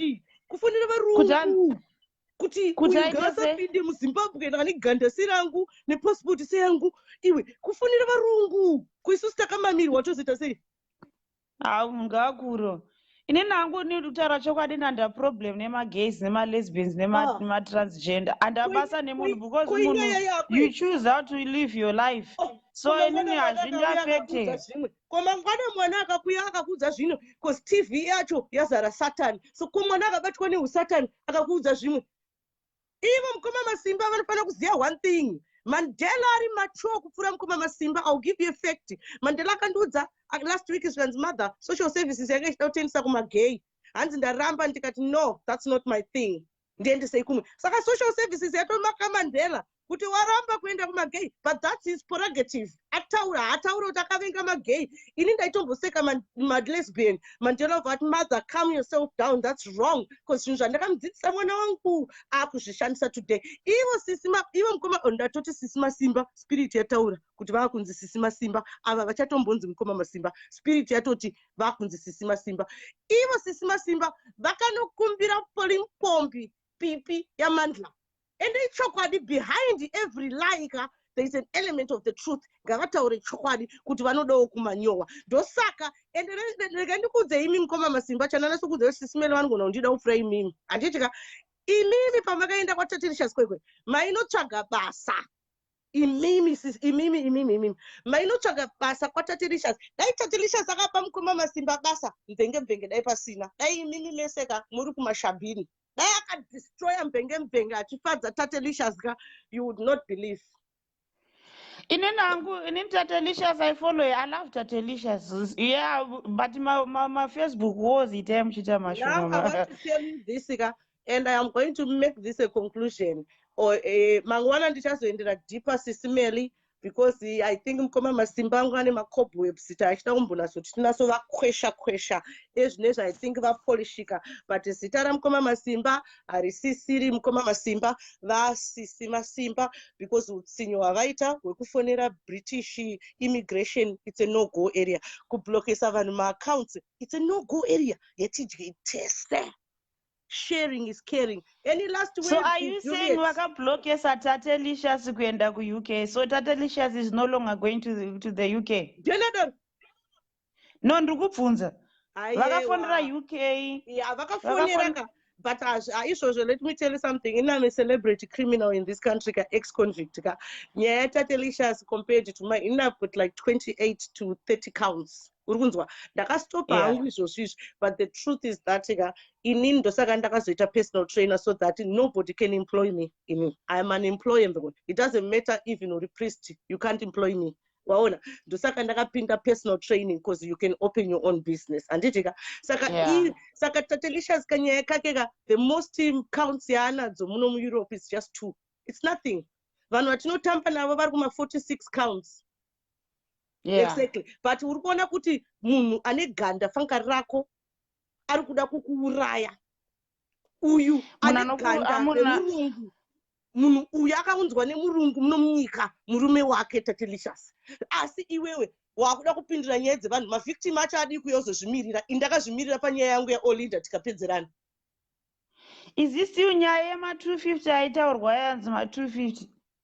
Ndiyo kayakaendera. Yaimbotaurwa naye MaSimba yekuti yanzi Tatelicious akadyira vanhu mari dzavo ndo nyaya yacho nayo.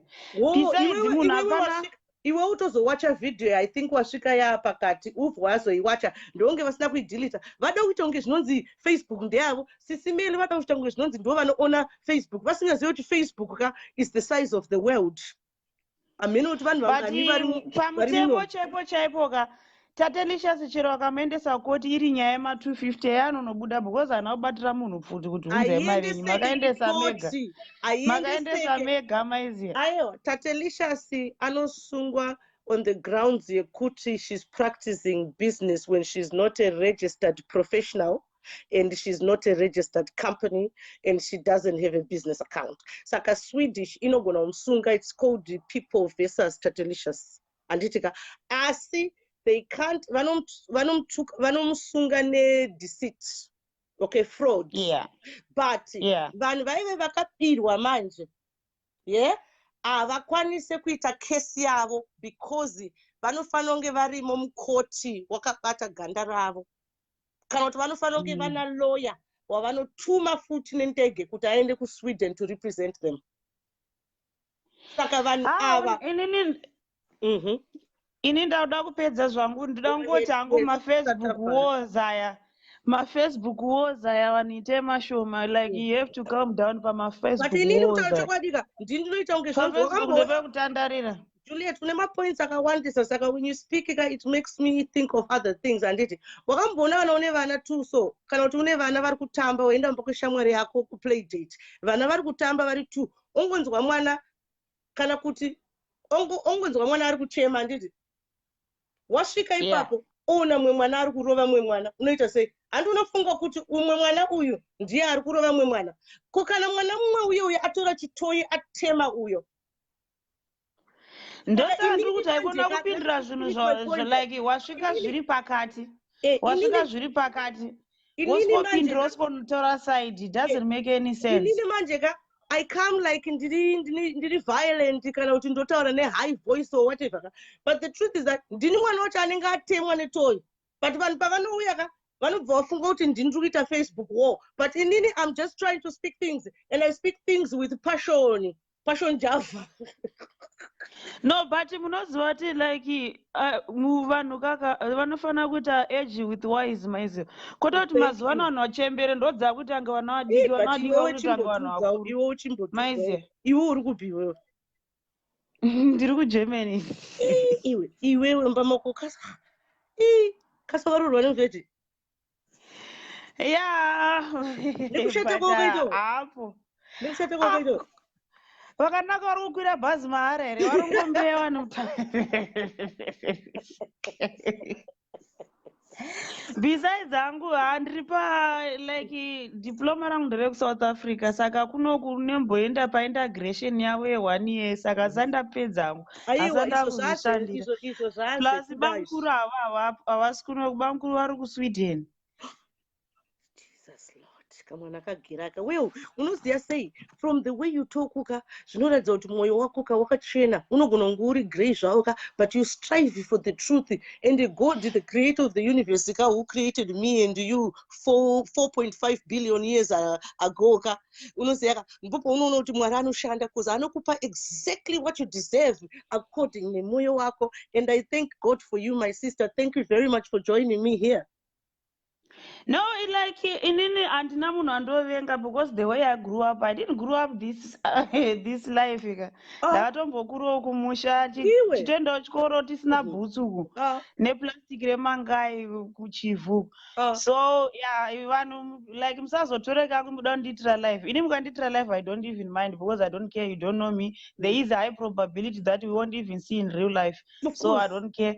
So I've learned to love everybody, and I learned how to differentiate good people from bad people. So I am a Facebook wars. Nina ndiwanzoite life zvangu asi zvanhu vakuru zvavakuita ndovakuti ange pwere ndodza kutoita ange vanhu vakuru. Okay, so what message would you like to leave from Mukoma MaSimba? Just a 30-second one. No, you should grow up. And what message would you like to leave for our lovely sister, my phone, Mrs. Mela? Both they have to grow up. Okay, thank you very much, sister, for joining us here. Please keep participating. And I'm kuya makangoratidza ceiling muchingotaura. Isusu chatinongoda mawedzi. Hatisi kuda zvekuona imba yenyu. Hatisina kukujaja who you are. We just want to hear the voice of God. We thank you very much. The voice of God is the way you talk, because talking is a skill. Whoever invented it, ndiye watoda kuteerera kuti why akagadzira muromo unofunge chii. Saka ndio inonzi freedom of speech iyoyi. Takufanira kukuburitsa imi mwana sisi Juliet muchitidzidziso icho chiGermany tichidai zvekunzwirana jealousy zvakapera kudhara. Thank you very much, my sister. Sharp. Goodbye. Yes, aiwa zvinonakidza kana Mwari chete arimo chete ka aumbofoka lose anything. Anditi zvinonakidza nangoya panapa for 5 minutes unaikwa tasvitswa naMwari. But shit. Anyway, azvina basa ndinongopiwa one strike. I was supposed to go for a class at 9:30. Okay, ndinongopiwa strike because I am supposed to stop it 2 hours before. It doesn't matter because Mwari anoita kuda kwake. I've got another appointment at 11, so that's cool. Yeah.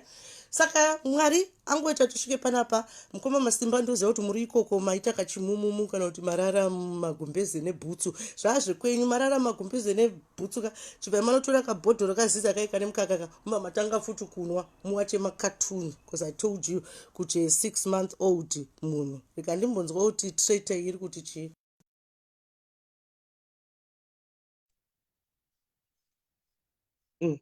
Vari kuuya kasi kuri pasopu. Makadiniko MaSimba wepa MM1? Makadiko traitor, I'm charging you. I'm your president. I'm charging you with traitoring and I'm charging you with the treasoning.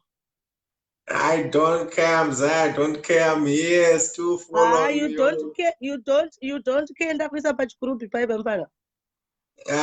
Kana ndinongogara poka unoziva kuti garwe rakagara mujeri makore mangani but nhasi riri panyangwani.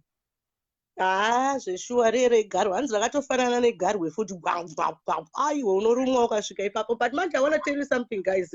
Inini kana what is my favorite perfume Segun? My favorite? My favorite perfume is Crocodile.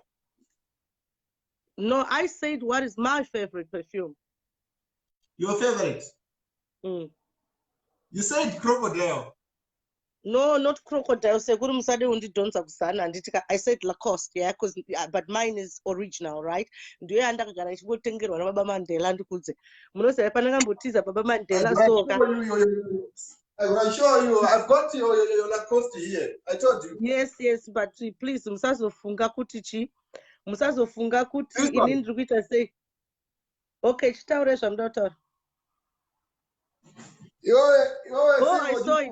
Lovely. It's lovely.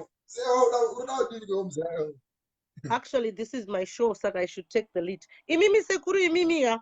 Say sekuri imimi makanzina sisimeli.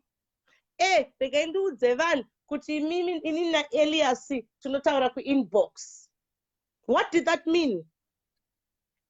Saka ini ndaikwanisa kuamisa ere kutaura zvinhu zvakadaro izvozvo zvinyambo zvisikuitika. Ndaikwanisa kumutaurira, ndaikwanisa kumuti iye angotaura hake nevanhu vake tokotunena zvinhu. Saka imi muri kutaura kuti zvinhu mataura wedi rekuti zvinhu zvisiri kuitika. Muri kureva kuti chii?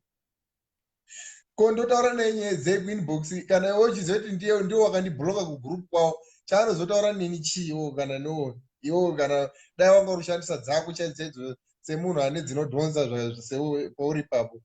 Chii chaanotaura neni kuinbox chaasingadi kutaura neni kugroup kana ndisiri mugroup? Akaita kuti ndinge ndisiri mugroup ndiani?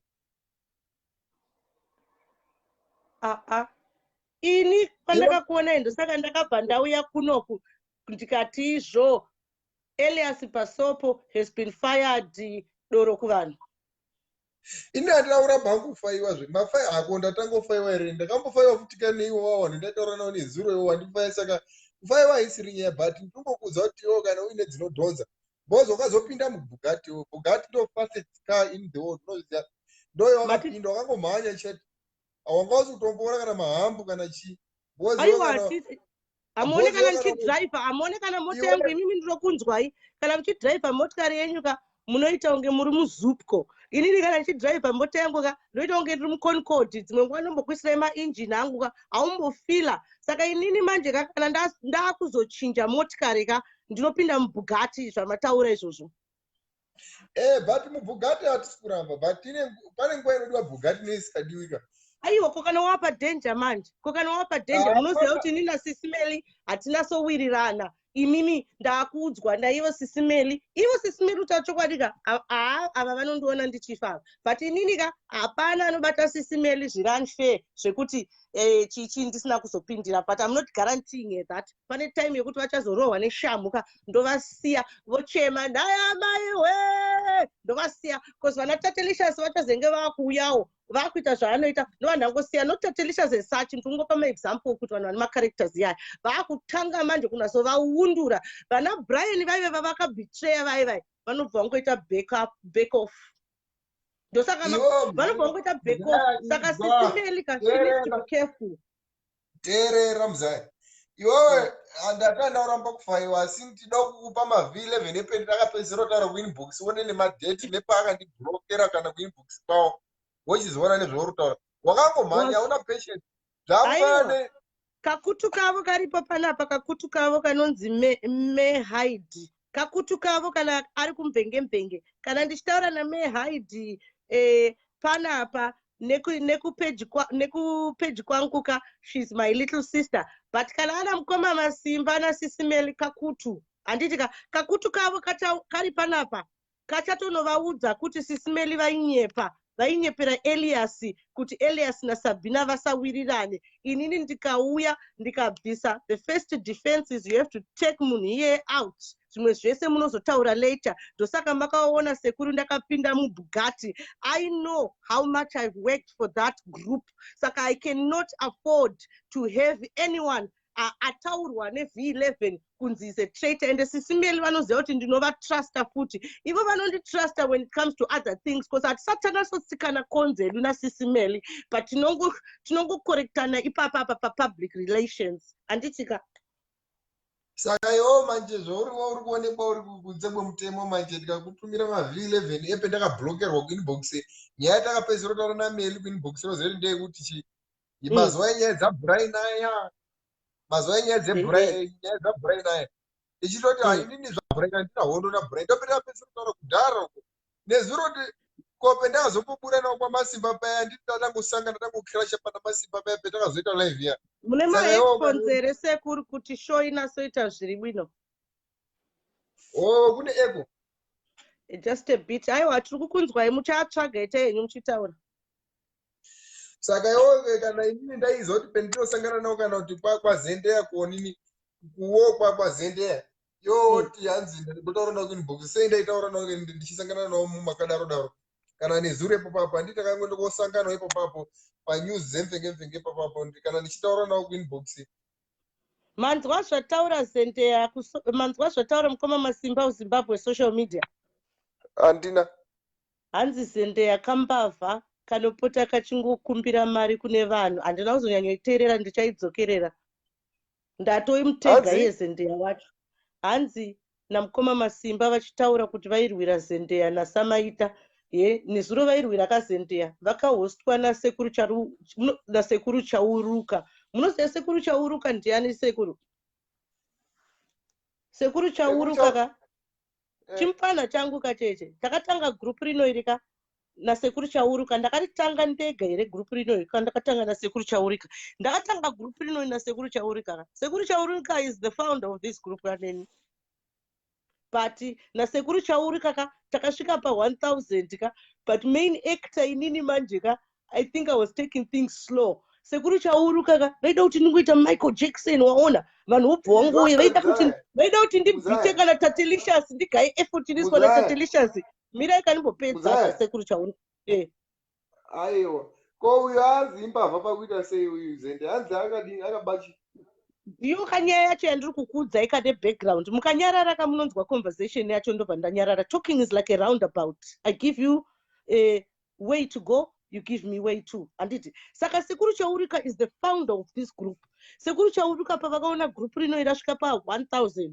vakati Michael Jackson asita basa rake ndini uyu vakatiza because ndakavaudza kuti daubhana Jesus vakatiza sekuru chaurika but it was not izvozvo inini zvinhu zvandinofunga nemaconvictions angu ndaida kutaura izvozvi zvevana vari kurepwa because I went through nyaya dzemachurches nyaya dzemasanctions and everything but dzaibohwa kune vanhu sekuru chaurika ubva watiza ini pandadzokera kumvenge because good group rino irika rainzi good school inozvi vanoriziya here good school company of entertainment rainzi good school company of entertainment this group saka sekuru chaurika uyeka ndiking but kamuranda kumvenge kagonzo kekumvenge funga kuti munhu anotiza ukingship obva anoita gonzo same nasamaita ezvinezvika vakunasokukangwa manje kunasofurayiwa vachafurayiwa uyu sekuru chaurika uyu anga ariwe pano ndiri pa 1000 gurupu parakazokura taakuaprocha 40,000 nauka ari kutofila kuti gurupu rangu saka sekuru chaurika ka He's welcome to come here. This is his group. Akatopinda muno group ne account yaishandisaka inototi founder nemumwe anonzi Shumba. Ndo vangari pano but vakaita too much greediness and vakashaya patience. Saka vakabva vangoenda. Saka sekuru chauru kaka havangauye panapa vachiita kana moderator. Tinongovaisa pa pre-approval. But group rino iri ndivo founder wacho. Iwewe wakarishandira kozo wakandibatsira kandichirwara ende uchiri kundibatsira. But nezuro paipe takaatakwa naSisimeli ameno tinobvumira nazvo chitaura ako. Watakwa takaatakwa but iwe unofanira kumirira kabhozi papa chada counter ka. Bora ndinozoti rinopera mu 90 minutes. Sekuru, inini, like I told you, I could have been a police officer or I could have been in the military. And my first is to defend my group. Samaita anokuudza ekuti execution yandakamuroveraka akashaya ndakamubvisa magroups ndiri pafoni. Akashaya kuti zvaitika sei. Handina musamaita, oh, kuti undibvisa pagroup kaiwe, kuti undibvisa ndikati ndizvo zviri kuitika mudhara. Haisisiri real life movie manje. Ndakamubvisa koza akaita papure huku yezvinezvona akukangwa naMasimba. Inini I will choose Masimba over Samaita. Inini I will choose Masimba over Samaita anytime. And otaura chokwadi Masimba is still my brother on a very, very high level. But kana kanganisa ndichakaudza kuti mfana iwewe kachitokoro chikaSisimeli. Go ahead kambonipa break.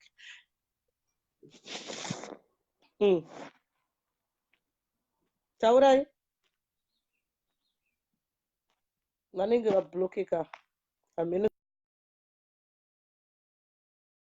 Okay, please kana muri chimbopresa inini presa ugly faces because handidi zvokunzi handida malikes. Presa ugly faces ndinzwa kuti muri kundinzwa here. Zende hanzi naMasimba wakabeya handina kukutegereyo. Handida kutega ikoko. Ndakutega kakuti Masimba ari kutaura kuti kambavhaka. Handina kuzoiona ka because ndiri busy one zvakawanda ndinorana group rino iri ndega. Imimi mukashipwa naSisimeli ndouya ndokubatsirai. Ndopwanyika musana wangu ndichikubatsirai vana Zendeya maane tumachende maakuda kuti ndikudzei kuti Masimba anga achiti chii but ini ndakuteka. Munoziva kufunga kwakadaro ka amene kuti kufunga kwacho kwakashota here kuti vamwaone muri madoubt syndrome here kana kuti you do it purposely kana kuti muri kuda kungoshandiswa nedevil. Kampani kangu ikaka kari kundishedza kuti chi Masimba anga anditi ndakabei but ndamutega. We've been palive panapa for 2 hours. Saka usvika palive panapa uchikanganwa tega ndakuita iwe Zendeya titire musha nditika I was sleeping. Wakani muri mafasti kana vana Zendeya vanhu vanorana ghost account hereyo inonzi chi ghost association gap yako inonzi gay and proud. Hani makamutuka Brian wacho komanje hani makamutuka kuti ngochane Brian ezvinezvi manje iwewe group rako rinonzi aniwe handinonzi gay and proud GAP ka ghost association chitipedzere ka Zendeya hanzi ghost association ndiyo. Please undipe word rekupedzisira iro but inonzi gay and proud. Okay ndakuona iko seko musoro press to hanzi tell me my Mandela. Aiwa okay reka tikudze pa live yacho. Uya ka ujoin ipapa. Iwewe Zendeya ka waona kamuningina kangu tinofungirana. Ke mese muri boyere guys muri boyere. Zendeya edaka iwo.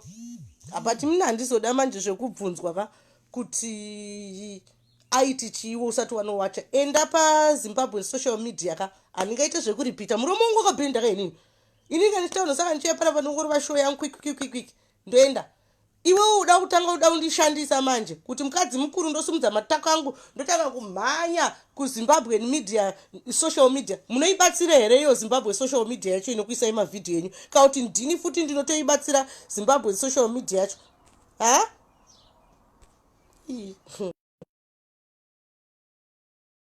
vandinakidza kana kauya kana amai Mandela ndo ndatanga kuvhaira kakauzi ndenda kuona kaiyo ndicharohwa pana pane chikoro mamukaseiko sorry ameno zvayaita vana Zendeya vakaurayiwa zvisingaita makamboona vachinaseitira namai Mandela malive ini ndavapa musana wangu ndaita unge chikoro makadiniko imi vekumbavha handabeiko nei hanzi iwewe ukuita basa ameno handina kuzvinzwisa kozi zvinhu zvachona inini kwandiri intellect yacho ishoma saka pane mamavhidhiyo unoziva inini kapane mamwe vanhu Masimba I can listen to Masimba the whole video for some reason Masimba akaita live even for 5 hours ndinomuteerera.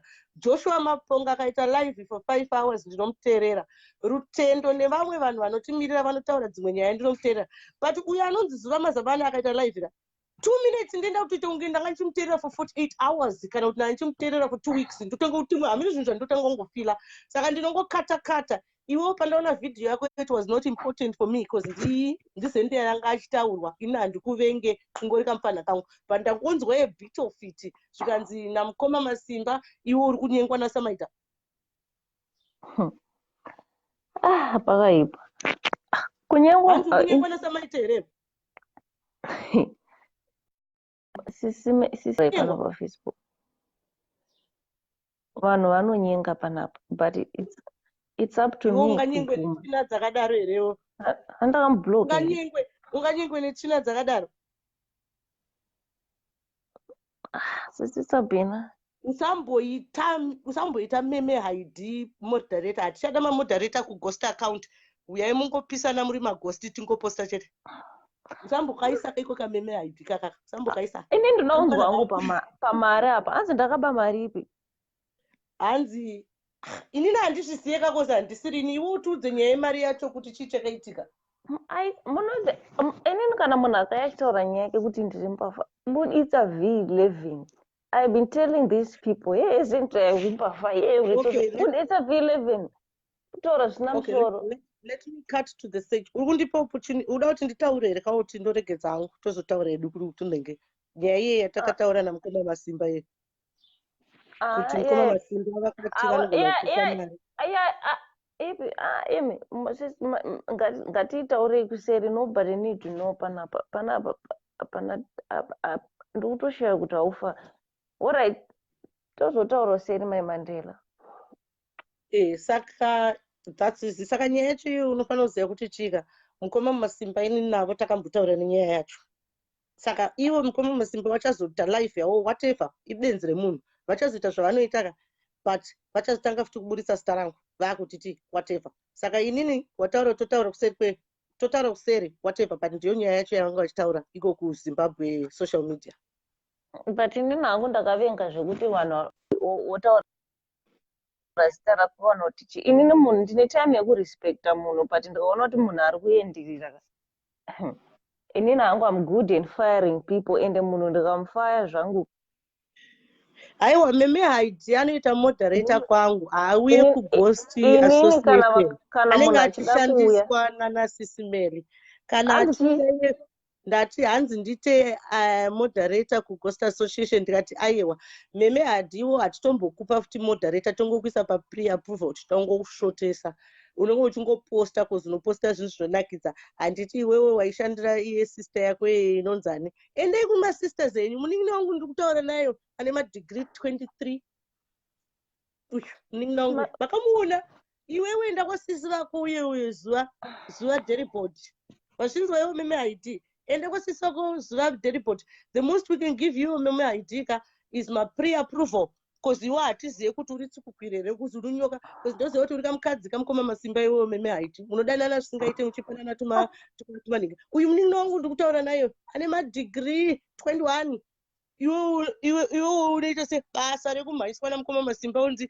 meme ndivhurire kughost account mouya netumaghost accounts tunonzi ndichazvameno tumaghost account twacho twenyu ka meme uya panapa papre approval ende wakamboona iwe kameme kamfanira kakaka unoziva chii kamfana kamanje ka ndiko aiwa kachatora nhaka kwaTatelicious manje kamfana kanonzi mema unoziva meme ka handiri kunyepera kamfana kaka kanotumidzira mapono tete iwe wambotumidzirwa nameme mapono here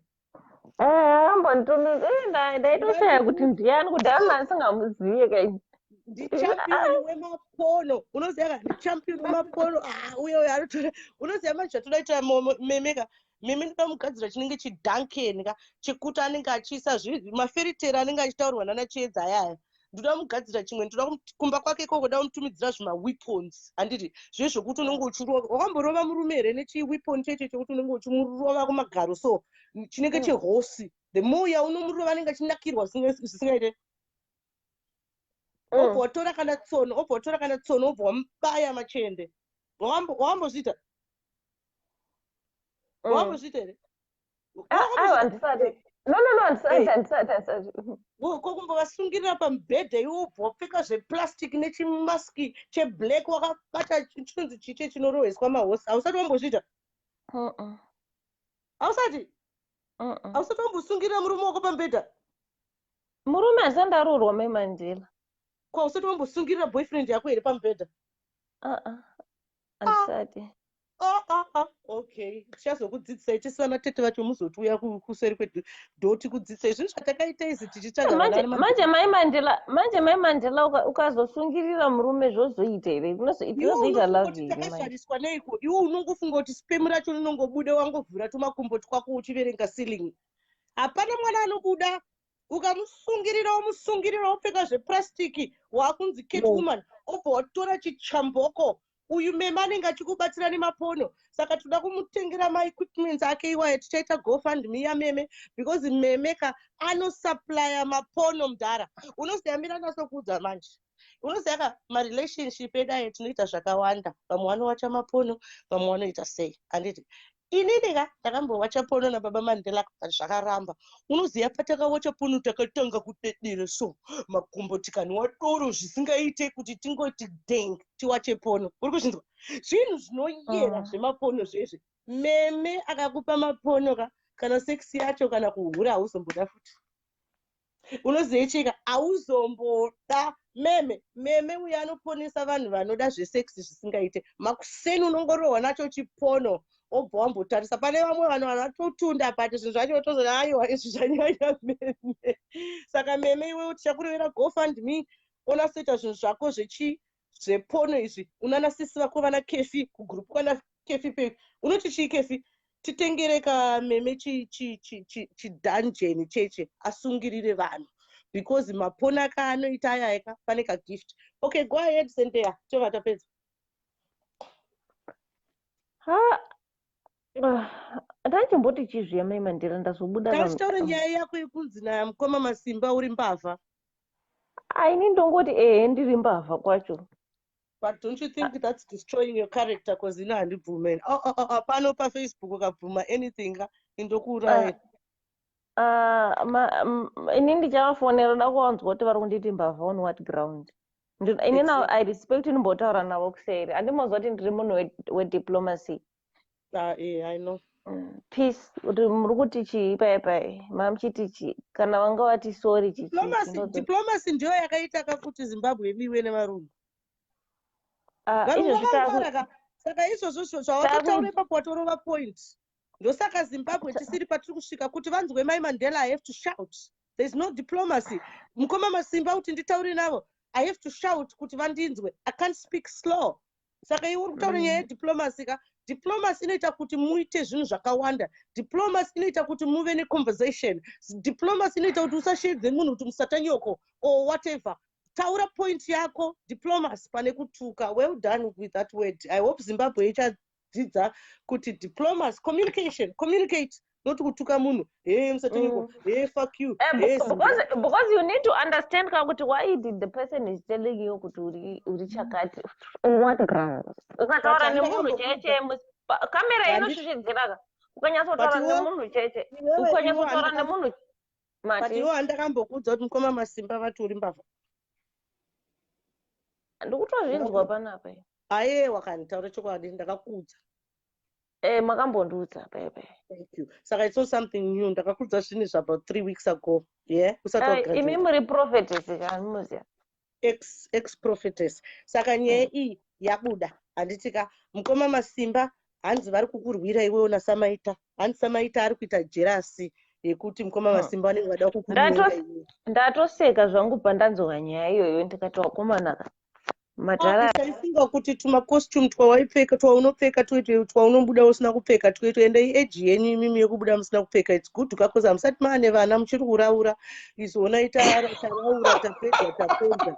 Iwe ukunyengwa nezvakadaro. Ina hapana munhu anondinyenga paFacebook because the standards eva ex-boyfriends yangu vanoziva kuti my god ndingapfuure Peter Ndlovu. But Mai Mandela onai mose zvimwe so ina ndizi ini nangu paFacebook ndichiuya hangu I'm here for happiness.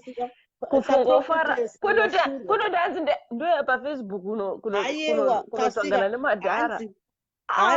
hanzi behind every like there's an element of the truth.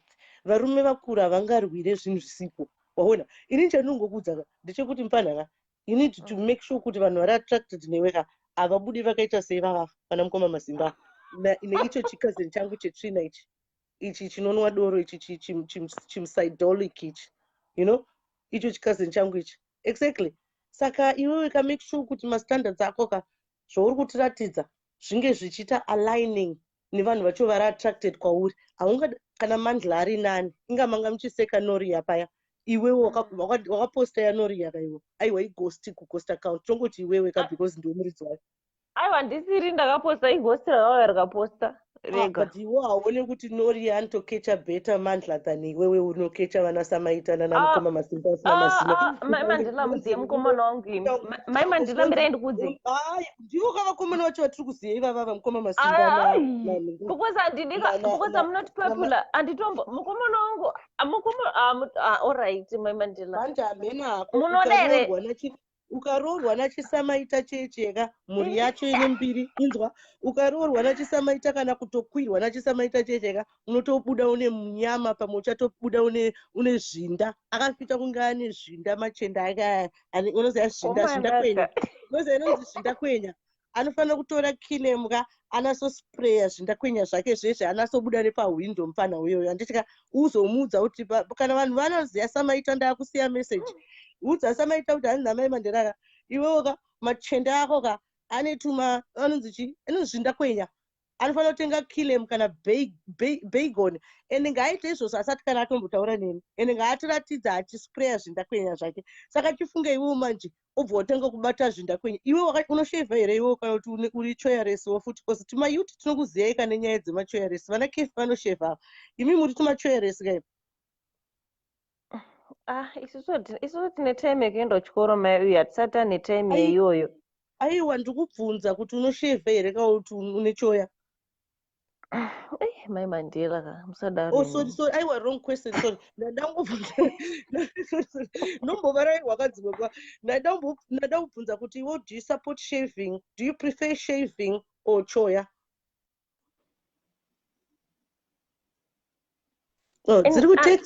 Dziri kutexta ndikudziona nepanapa.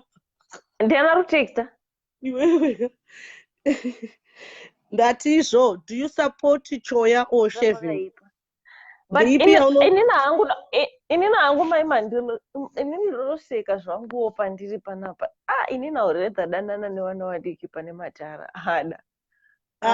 Saka iwewe pedu iye Masimba wakambomunzwa achitaura kuti mai akamboda kuitamba game yekuti musikana wangu Maimandela ndikati aiwa ko isusu tiri matwins kasi wakuita incense unokwira hanzvadzerewo saka tasekere kuti tiri matwins because ndakamudza kuti handidana neduzvi rakaita sei anga asingazivi kuti ndine murume kana ndaivaudza mafairy tale iye aifunga kuti ndininja but inini hangu munoziva kuti inini I hate the fact yekuti vanhu varume vari panapa vanoda kuti kana kuti kudegrada munhu achita uyo ndakadana nayo uyo ndakazodai zvekuda kudzikisira munhu. Ini handisiri ni type inodzikisirwa chero vanhu 50 vakachiti ese ndatakadana naye chakazoti chicha handisiri ni type yacho. Nesvika pasocial media katongoti tiri maIndia panapa tine ukama tese. Iwewe zvinezvi wakakundwa na Noria because Noria type yake yamandla kabababonzoka yakapenga.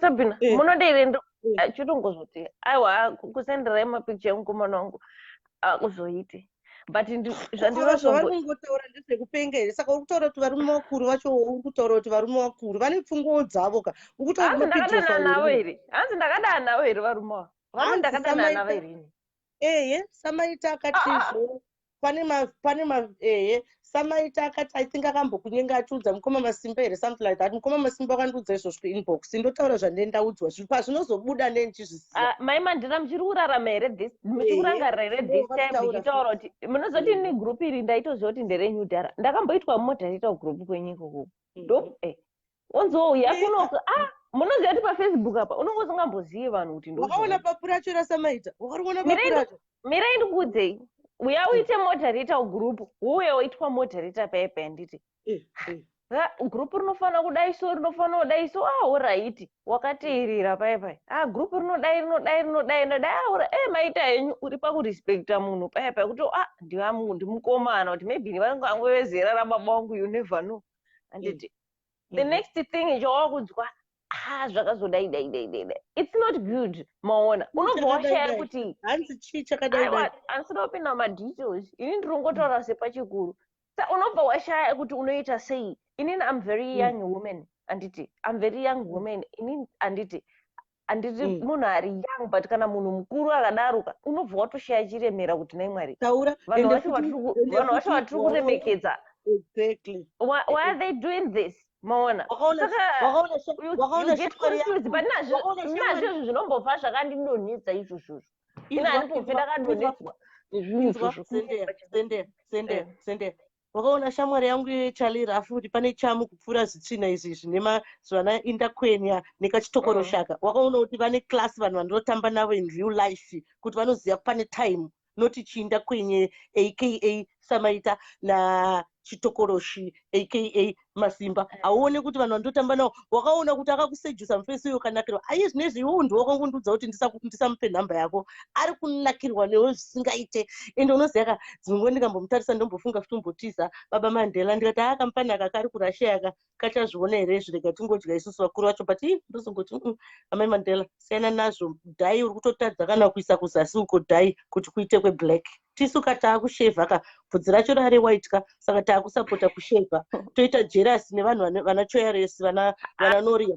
Kana bvudzi rako risiri reblack unoshevhere isusu taakushevha ndikati aiwa mai Mandela iwe waakushevha iwe siyana panapa pasocial media. Kana uri munhu hapana hama yako panapa pana vamwe vanhu mazera ekuti unotorespecta uchiti ndibaba wako kana ndiana ningirikini, but unozoona ipo pakuda kupromotwa nonzonzi iwe wakangwara hayo uri chichi handi munokoziva zvinoita vanhu.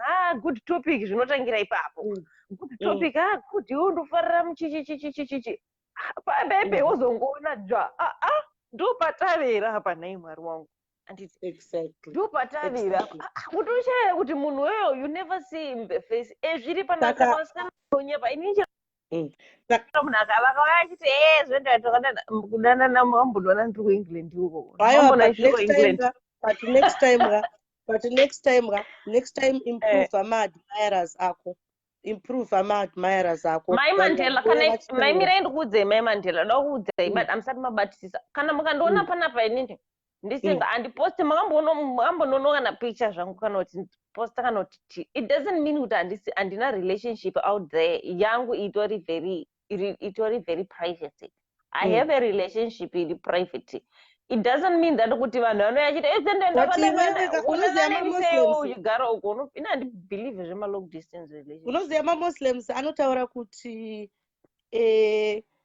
mukadzi ane chivi ndosaka vachimukavha. Iwo hauna kuplaya tutu madharaiti here tokoroshi nazvindakwenya.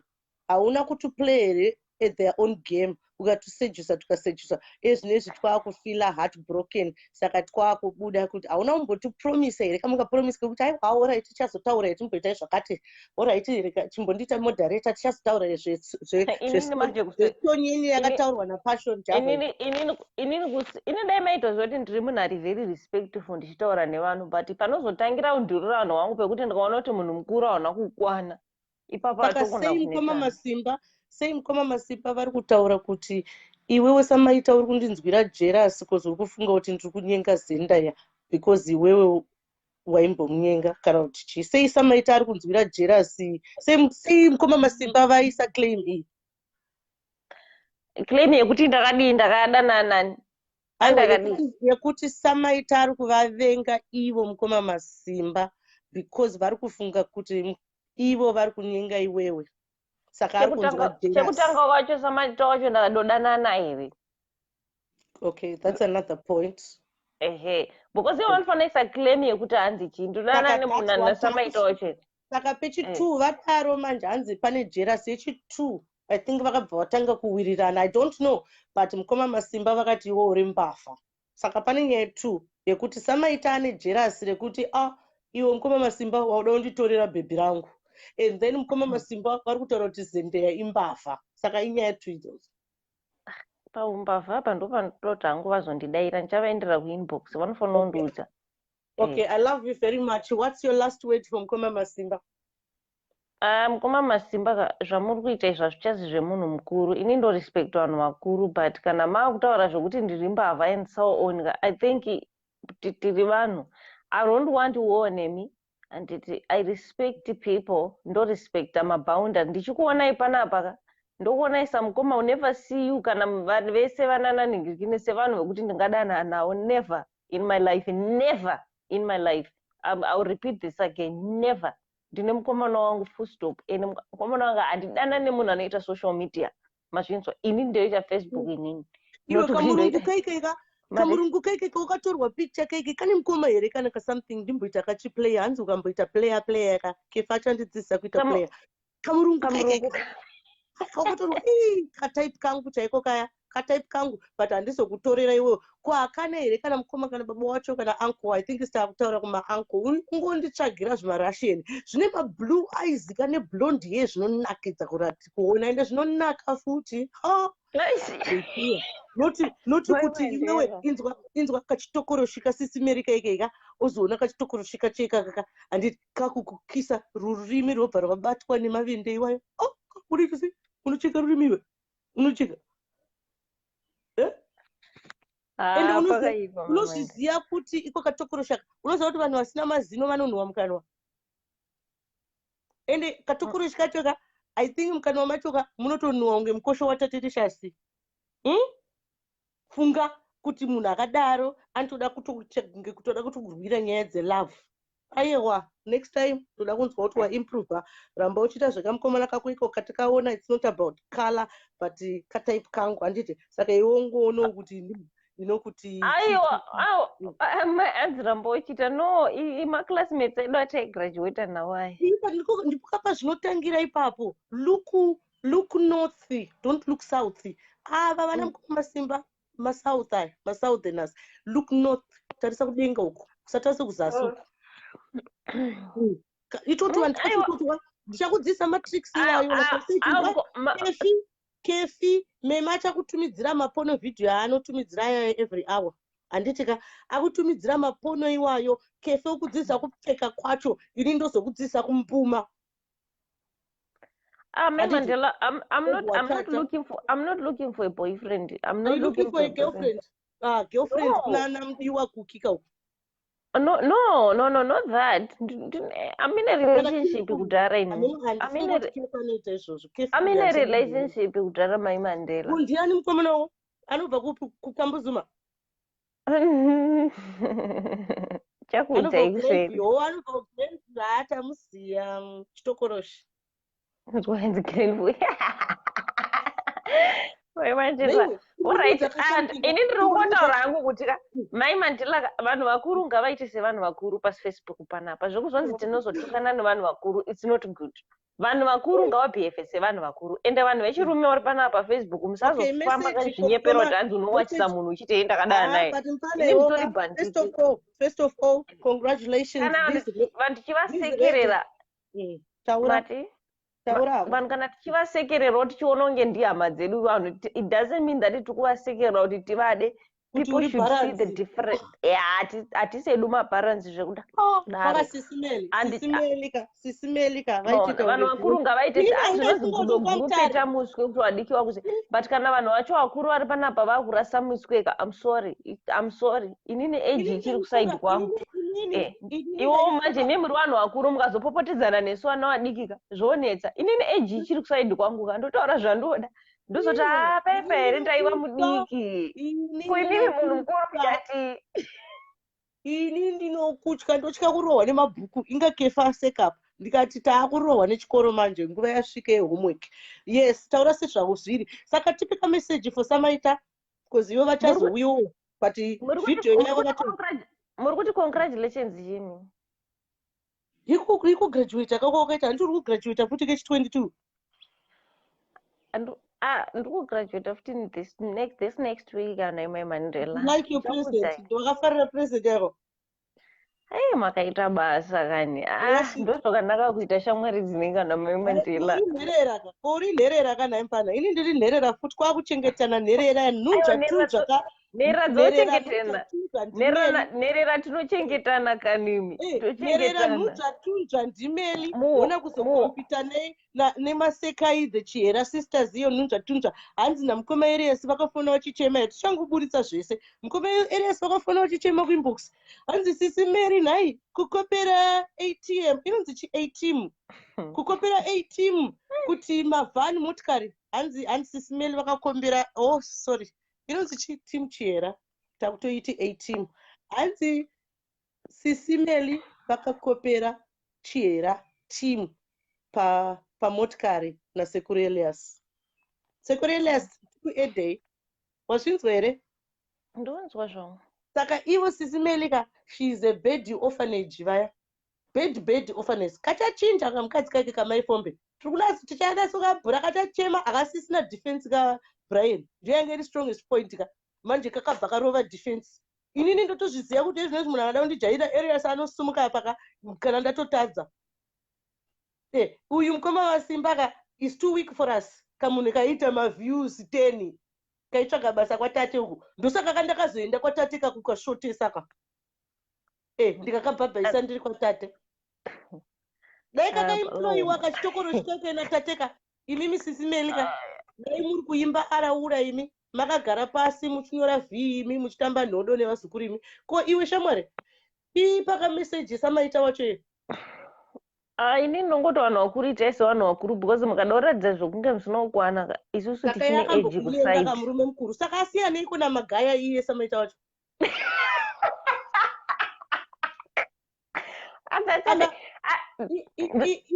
Iwe asiyanei namagaya iye. Vanhu vakuru ngavaite sevanhu vakuru. Vanhu vakuru indinongotaura kuti vanhu vakuru itai sevanhu vakuru. Tichikurespecta it does not mean tinokudai.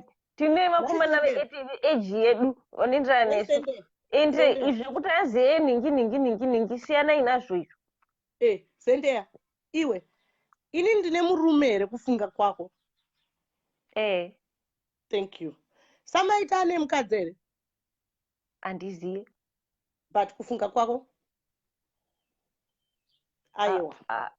Hana. MaSimba ane mukadzi here kufunga kwako? Handiziye. Ndo mafata acho eRoma aya atinotaura. Saka ukaona uyu zvindakwenya akuya kwaurika akuda kukunyenga ka ndiso zvinoendera mukadzi wemumba havadi. Vanoda itoto tuma spring chicken imimi tuma road runners. Vaona manje ndiwo vacho mafata eRoma anotaurwa. Saka fata uyu fata anondani fata chitokoroshi nafata priest zvindakwenya. Ndiwo saka iwo chitanga kunodhiga dhipi kuti tumafata tweku Catholic tunoite chii. Ende havabvumidzwe kuroora kavaya. Because pane karitual kanenge kachiita. Tudiki mimi ndizvozvo. Anyway, and what's your last message kuna Sis Melly? No words.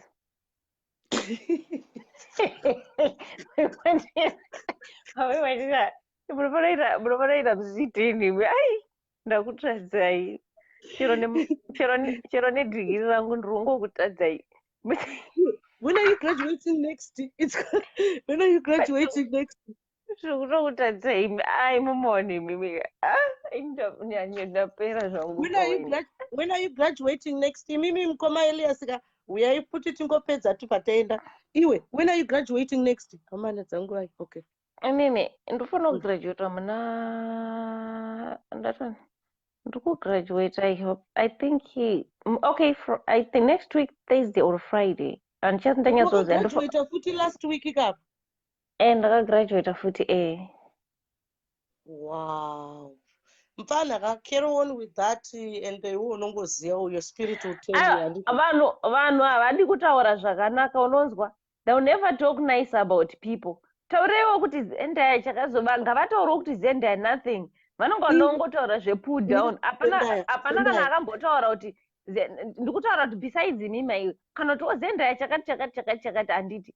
but unoda kuona vanhu vachida kutaura zvimwe zvisina nebasa vese ndianakakubvisa wig sendai ndimi handichatopfeki wig kamunoziya obva wandidhilitisa vhidhiyo yangu mufana ndakumamisa ndikakubata iwo shamwari wakandidhilitisa vhidhiyo yangu sendaya apa ukaita zvimalive zvako haumbosheya kana kugrupa wangu uri kamuroika diki iwewe mira ndikuudze ine zviro ndakaudza Elias ndikati Elias ndikuenda palive bosi kana ndiri palive kuti ndishiye mugrupu inonetsa ndoudza Elias kuti Elias iwose zvauri ku-M1 chipa washeya live iyi ndo Elias nanerisa ndo vanhu vanowanzosheya malive iwaye kana bosi kana ndiri palive somebody has to share pagroup kana bosi kuti ndikwanise kucheya haite but kuitendera vanhu inoita but not mugroup saka that's why I always tell Elias kuti Elias ndakunoita life ozodiwa ozosheyawo kana saka right now you look so beautiful munin'ina you look very very beautiful like a butterfly patakauya kuold mvenge paipaika ndaitofunga kuti uri kugara padenga pegomo kunhingi kwekwe unoziva gomo rei rakadonha kucyclone ndaifunga kuti ugara ikoko kuchimani that's handakakubvunza kuti uri kwamutare ukati mana tobvuma kuti akabharanza aka you know because wangori pagroup rekuti vanhu vachona iye muridzi wacho aikupotireya kuti uite unge kabharansi ndisisimela waona indeifunga kuti kamufana kakarohwa nenhamo kari pamutare kari kungoitawo malaive iwe ende munhu wachona wakari kushandira haasi kumbosapota haasi kumbouya kana palaive kuti ataurewo ndakaunzwira tsitsi mufana obva wazomborohwa nechamboko chajesu paipa vakakurova mufana wakafila sei paipa wakanasofila bho handiri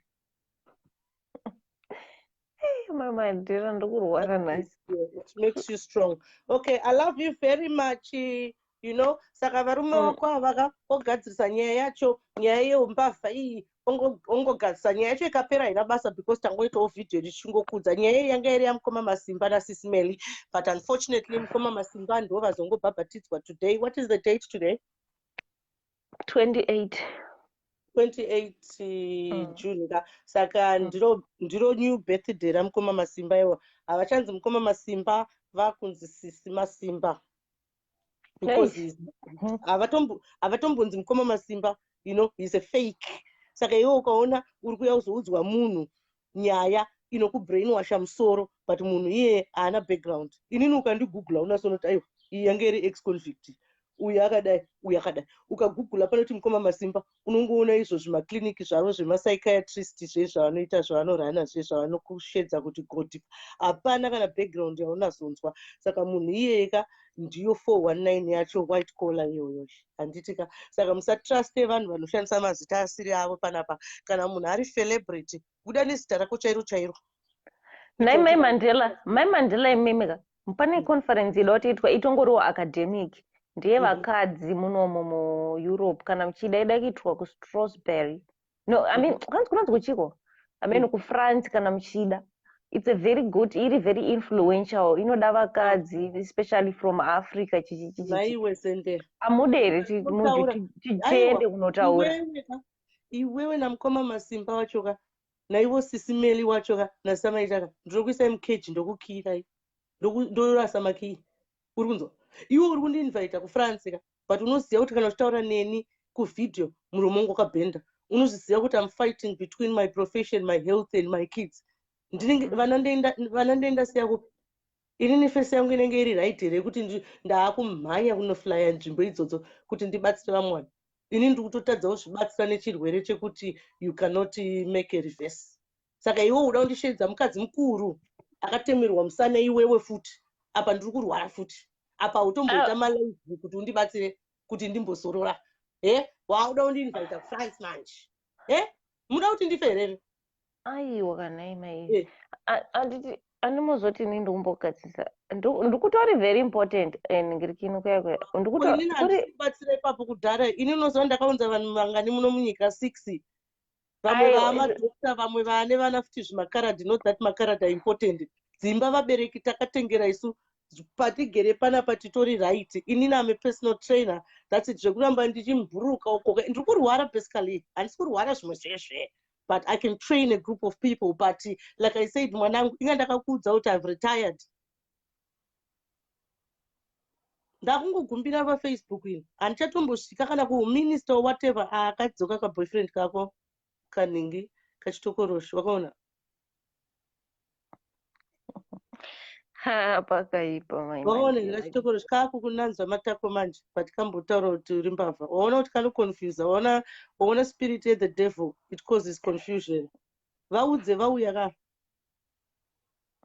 hanzi uri mbavha but vakuti big up waona confusion yaburitswa naMwari futi tisu tamutaipisa hatisi tamutaipisa ka Mukoma MaSimba naye mukoma wangu ndichaya kuseri kwenyu pane nyaya ndoda kubvunza yandiri kushushikana nayo ndashawa kuti naye mukoma wangu munondidarirei kana iri shuwa here ini nangu ndinobhiliva ndiri kuuya kuseri kuinbox kwenyu pane zvimwe zvandoda kukubvunzai Mukoma MaSimba. sei muri kuenda kuseri kana nyaya yacho iri nyowani kana nyaya yacho iri yemachokwadi madii kungozviti mbuwi papapa apa ndiri kungoita respective ivo vakurespect here kana uri pachokwadi iwe kana handina kunoswacha full video and I think ndichanoitsvaga zvangu ndiwache zvangu but handisati ndaiwacha ndakunzwa zendembavha and then samaita ane jealous rekuti ari kufunga kuti ndiri kunyenga zendeya something like that ini nangu Mukoma MaSimba ndotaura chokwadi ini nanhombo handina kudanana nababa vayo vanonzi samaita vanoti chichi umbavha is more for Mukoma MaSimba yekudanana naye haina basa vanhu vari kungoitana jealous umbavha yavaritaura ende yavakandiudza kuti ndakungozvitaura chokwadi because ivo ndo vega vazvitaura public handitika vazvitaura vega public saka inini ndakutaura kuti yes kuinbox vakati be careful my Mandela munhu iyoyo anogona kukuvhara iwewo ndikakudza which was good kuti ndingogara iwe ugare wapabata ipapo and then ndikati yatipiwe zvinhu zvacho naMukoma MaSimba ukati aiwa amai asi handidini ndikati nai mwanangu kwenini ndiri kurwara wangu uchindikumbirawo zvinhu zvakadai so nekurwara kwangu hauone kuti Mukoma MaSimba uya nenyaya yakanaka kuti vakundibatsirawo inini ipapo ndakatoona unge Mukoma MaSimba vabatsira inini sterek iwe wobva waramba saka inini ndakarwadziwa on that ground yekuti iwe uri kurwadziwa kuti Mukoma MaSimba vakuoffer such a lot amount Mukoma mai Mandela inini aureda mirai nditaure naMukoma MaSimba ava first mirai nditaure nawo regai nditaure nawo alright tiri both I love you very much and the graduation futi ndizvozvo tichangotumidzira futi presents kana mari yacho tinayo but anyway ukakuzograduate ka 25 takutumidzira ka 25 here one iyoyo ndeye magraduation ese isusu toichingoti congratulations and listen darling zvauri kuita pana basa izvi tumidzirai mari yecelebration mai Mandela tumidzirai nekunaka kwawakaita iwe uda kutumidzirwa nechembera yakaita inini handina kukuudza here kuti ndiri kurwara ndakaunza vanhu 6 ndakatengera vabereki dzimba ini ndakaviga vanhu vasiri hama dzangu ini dozens waudawo ndikutumidzire mari iwewe wati muchiri madiki handi wataura kuti muchiri vadiki kuti munogona kuti mamisa anytime ka ende tinobvuma kuti munogona kuti mamisa saka kana muchiri vadiki wadi iwe unitumidzira mari yacho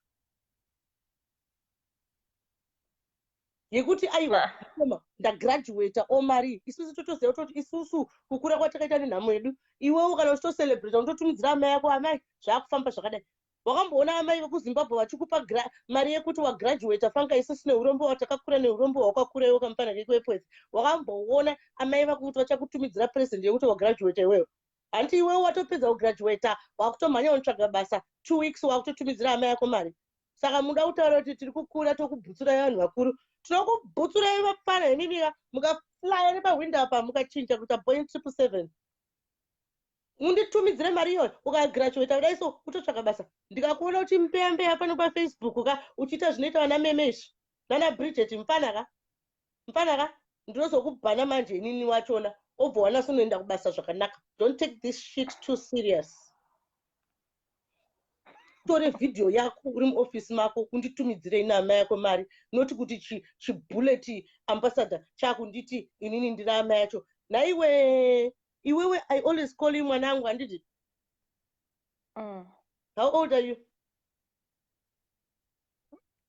26 but ndiyo nguva yandakaita nhumbu yaMandela iyoyi upachenjero upachenjere wakaenda kurussia ine makore mangani I think 19 wangona 19 wakatengera mai yako imba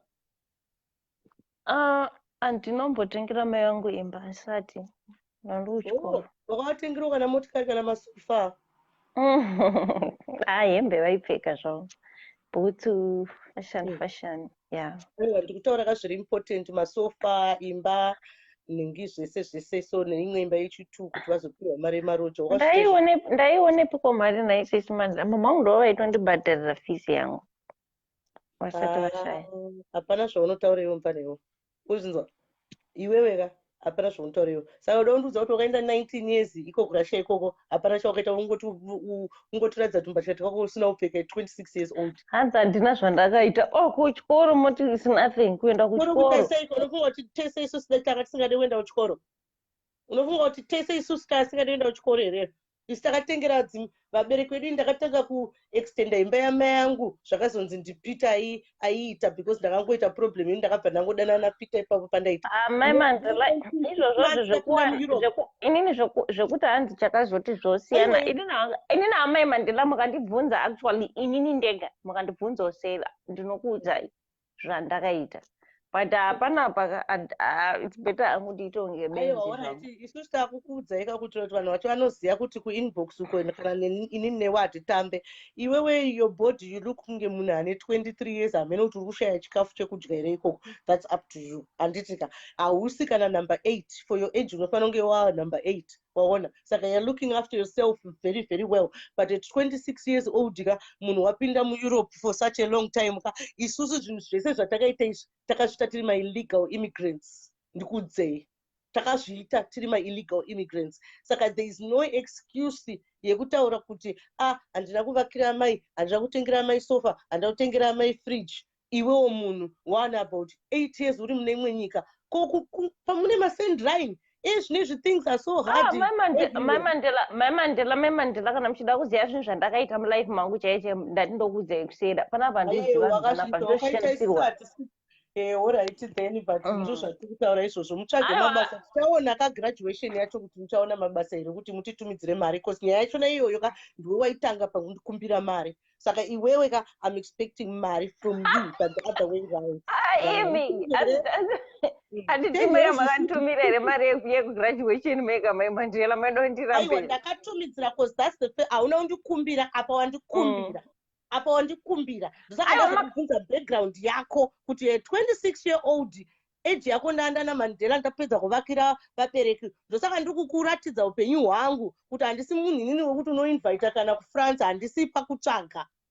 Mai Mandela alright ndakuenda. Alright, I love you. I love you so much. Okay, bye darling, bye. Anyway, isiredi takungopisana ndianiko Mukoma Elias.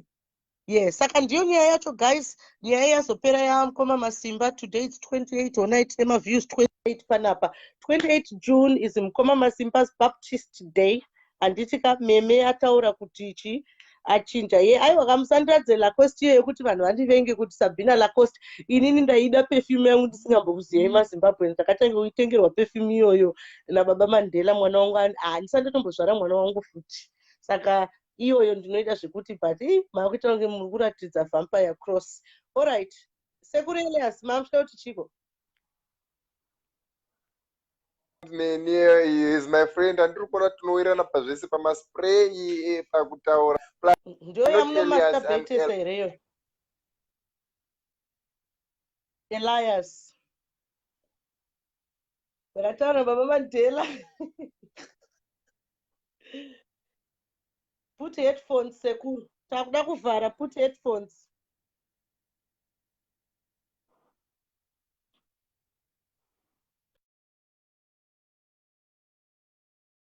Okay. Ndabvisa Sekuru Elias because not out of rudeness, but I think vanofana edai futi kana maita headphones. Aiwa ndiyo nyaya yacho iyi. Tatisatanga kubata nyaya yenyu. Pamashungoti tapedza. Aiwa, imimi pamwe tichauya nemimangwana, but as you know, if I do a live, I skip another day and I do another one to just give time rest. And it Mukoma MaSimba, today it's your baptism day. Sisi MaSimba, kachitokoroshika Sisi Meli. Aiwo kana so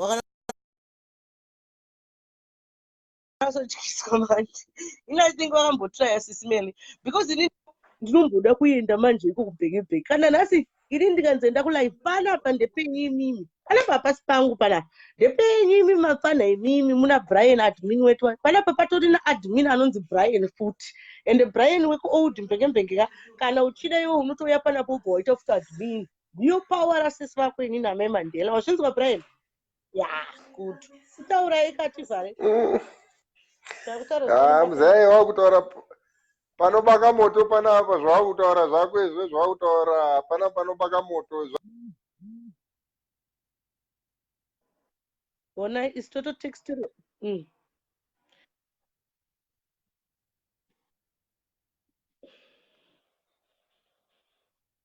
aiwa kani sekuru damalaive vanozviwanza asana mbutaura wedire kuti vanozviwanza but sekuru vanozviwanza nyaya yekuda malaive handitika. I love you guys. They're doing very very well. Musanyepero nevamwe vano zvavanofunga iwe ndiwe unoziva nhamo yako handitika. Vanhu vakabvunza tinongovaudza vanhu ngavasafambe vachitaura zvavanoda. Tanga wanzwa from the horse's mouth. Vana vari bo we're taking other things but ndichakuudzai because my enemies acho pane vanhu mufunge vakatofonera social services that but social services know me vanotondigugula ndo vakandiudza kuti ndiite zvandiri kuita. Maprista go ahead. Yes sekuru manga mauya kaniti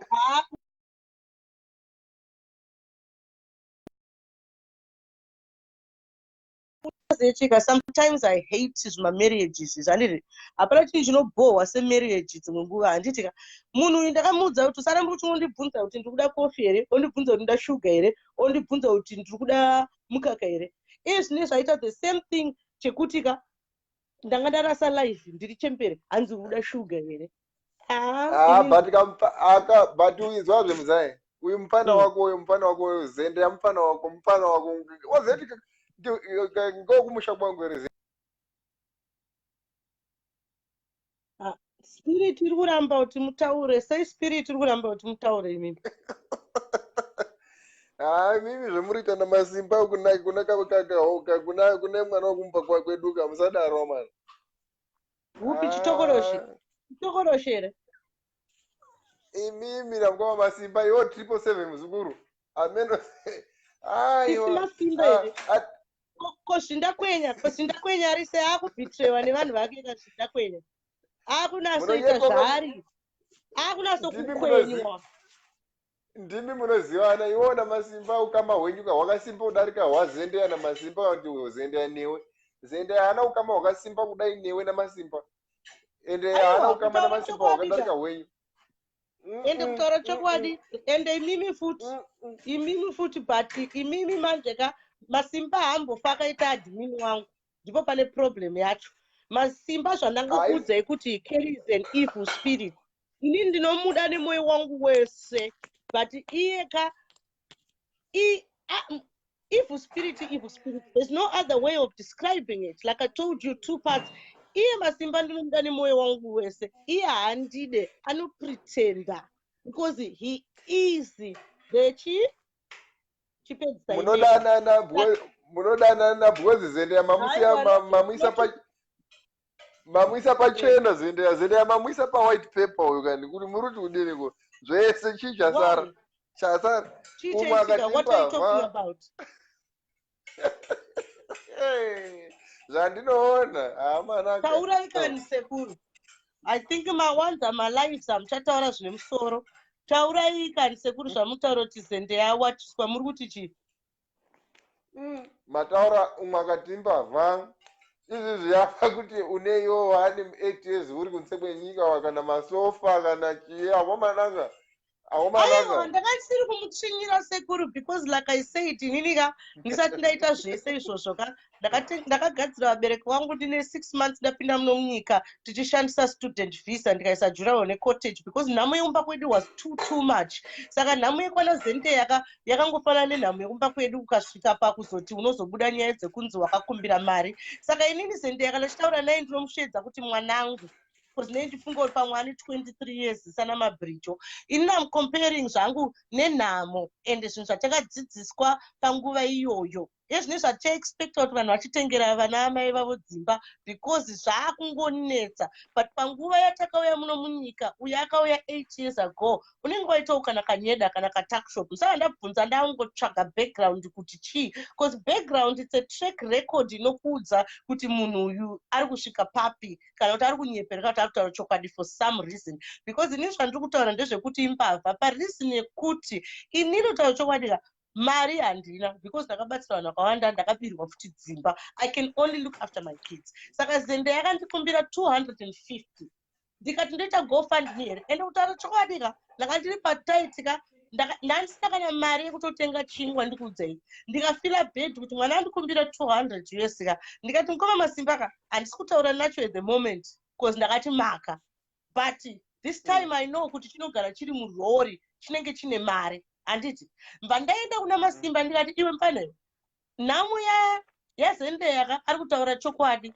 You know, Zendeya zvakamira zvakadai kasi ini ndaifunga kuti ane 23 years ndasingazivi kuti akauya for that long. Handiti saka but hazvina basa zveage. Zvikanzi ndikati Masimba ndapota hanzvadzi bvisa mari iyi tiite sei tibhadharire mwana uyu. Hanzvadzi handina mari ndiri kutochengetwawo nemurume uyu. Handiti pane level isusu tava vakadzi vanochengetwa because takainvesta kudhara. Okay, but mari yangu haisisiri for the public yaye mhuri yangu ende handingaiwani mari yeko zvinhu zvangu zvese ndobhadhira motikari tobhadhira zvinhu zvakawanda tobhadhira chichi. But Masimba ndomuona ari mutraki saka ane mari. Saka Masimba akati no problem Mandela, amai Mandela udzai Zendeya andipe invoice.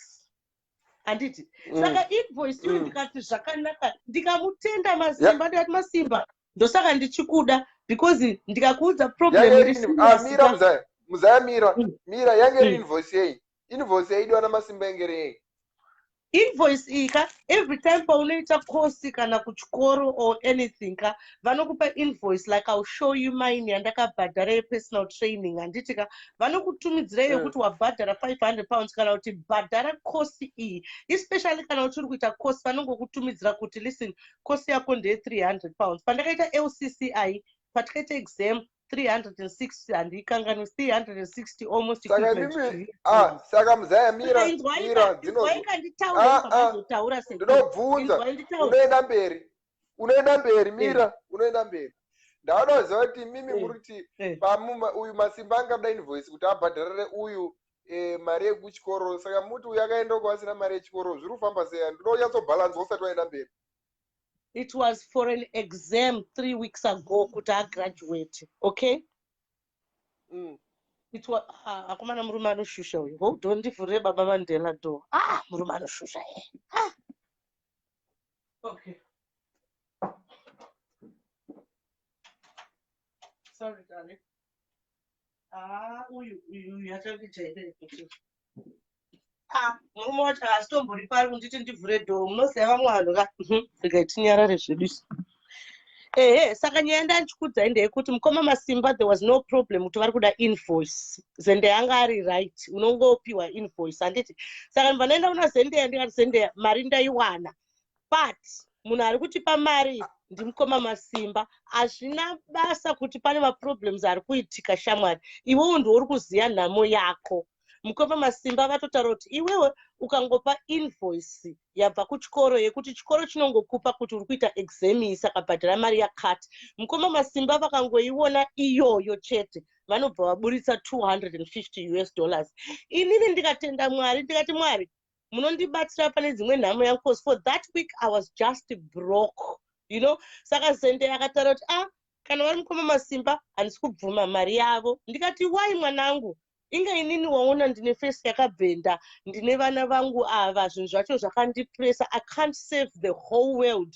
I can only save the world with my mouth nema invitations. I cannot offer service ndotongonokumbirirawo. Saka iwe hausi kuona kuti nhamo yangu iyi yatapudzwa here. Zvikanzi aiwa mai Mandela kana mari yacho iri kubva kuna Masimba handisi kuibvuma. Ini chandinongotaura kaZendeya anozviziva. Ini ndakangorwadziwa pakuti mwana uyu zveshuwa aida kuti ndibhadhare mari iyi ari kuona kuti amai vakabhenda face kubasa havasi kutonasoenda, you know, vanoiwana kupi mari iyi.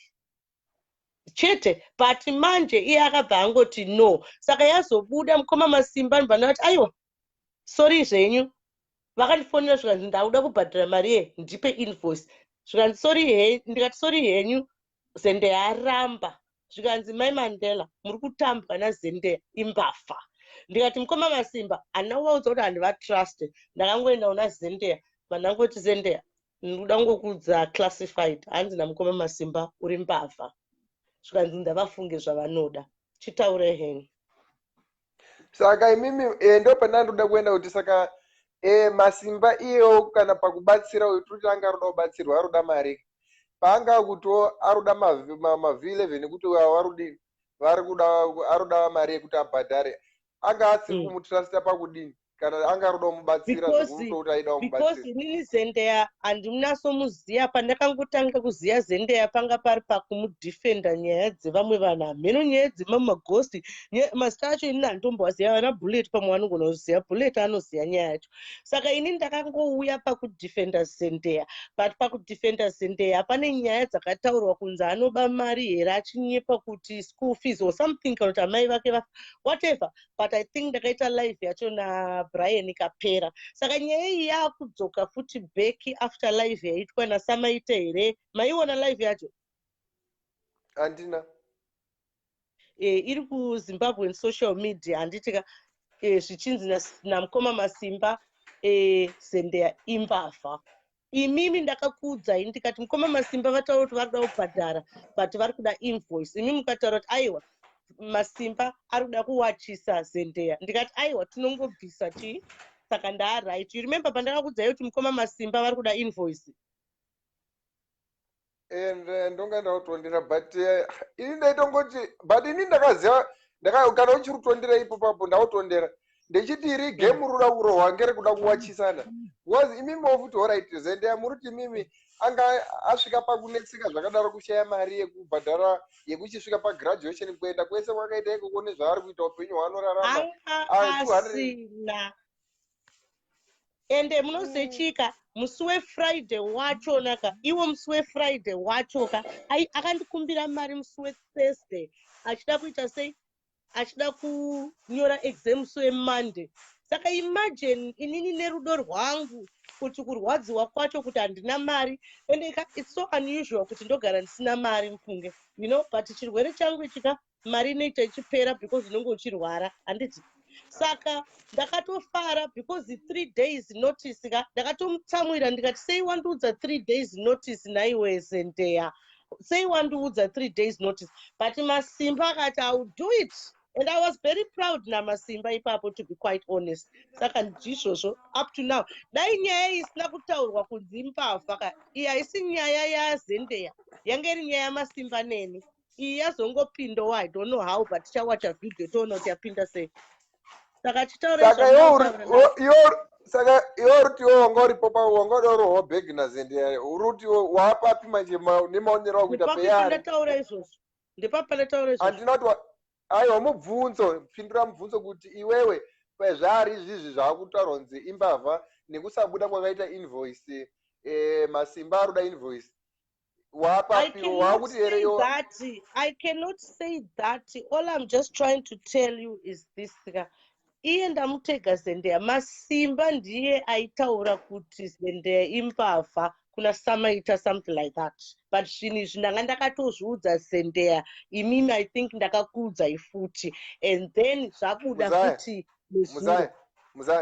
muzai iwewe waida kubatsira Zendeya usina mari ukamutsvagira rubatsiro kuna Masimba obva akuudza kuti ini ndoda invoice pasina invoice hapana mari yandiri kubvisa Zendeya imbavha ndopendiri kuti iwewe Masimba mumashure monga ataura izvi uyuwo Zendeya asina kubudisa invoice iwewe wakafungei pfungwa dzawakafunga ipapo zvisinei newamwe vanhu mukati panyaya iyoyi chete wakafungei ini tauro chokwadi ndakuudzai zvandakafunga ndakuudzai kuti chii kuti ndakati Zendeya mwanangu ko ungarambe mari kubva una Mukoma MaSimba inge uri kuona inini amai vako mukoma wako ndiri kutambura chete hapana zvandakafunga kuti ada kundivhara ndakangoti kamata kemunhu kuti mari yauya ka saka ari kuirambire chii chete. Nyaya yazongobuda yekuti mbavha iye andibvunza panapa asati ajoina akati sei Mukoma MaSimba vari kuti ndiri mbavha. Ndikati hauna kuiwacha here vhidhiyo yacho. Saka azongojoina vhidhiyo ndipo patozotanga kutaura nyaya yeumbavha, but handina kudaro. Inini hangu ipopo ndichiona yakadaroka ndichimira ndandiri kufunga kuti Zendea maybe chikonzero chaasina kutumirirawo invoice kuna Masimba ndechekuti Masimba aizomupa pamwe mari yacho ka ampa mari ozofukura kuwanhu apuwa mama invoice kuti honai ndakabhadharira Zendea mari yakati invoice yacho iri apa honai ndi ndakadini. To be quite honest, pane mama V11 atakaita naMasimba ka ekuti haambofa akabuda. I know that. And iye Zendea wacho kana akanditrustawo kuti I defended kune vanhu mapiraners ekumvenge aida kumudya, anditi she would have trusted kuti andiri kumuudza kuti this is coming from Masimba and Sabina. Ende munozviziva kuti Masimba akazviita izvozvo how much I would credit him. And like I said, pane zvimwe zvinhu naMasimba zvatashanda teseka, zvatataura, zvatanyeya haambofa akazviburitsa, but hatichazviita izvinezvi because hatichawirirana. Okay? Saka haambofa akazviburitsa. Saka Masimba even though makamboona Masimba achiwachisa vanhu here in that level, makambomuona achinyadzisa vanhu here. Saka Zendea ndiari, saka tiriona kuti muri kuti Zendea ari offside. Aiwa, handisi kumbodaro, ndiri kungotaura chete kuti ini chandiri kungotaura kuti Zendea akaramba mari yaaipiwa. Ini chakangondibhoa handina kuti imbavha, ndakangoti ingatatsvaga bharanzi uyo anogona kubhadhara mari iyi, you know. And then Mukoma MaSimba vazongobuda vachiti imbavha. Don't forget live yaisi yaZendea ka. Zendea ndiye ajoina because pane live yakaitwa naMukoma MaSimba vachiti Zendea kambavha, something like that.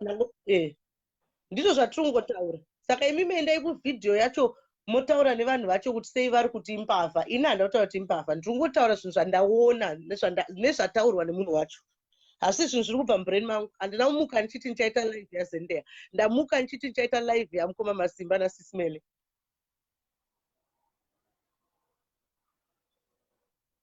Saka imimi kana mauda kutsvaga nyaya yacho chiitsvaga imega. Ina hapana, handina mari yandabhadhara, hapana chandadyiwa, handina kuvharwa. Pamwe kana kuri kunzi Mukoma MaSimba wacho vari kuti imbavha, pamwe ndiwo vanga vachavharwa because ndiwo vanga vaofa mari yacho.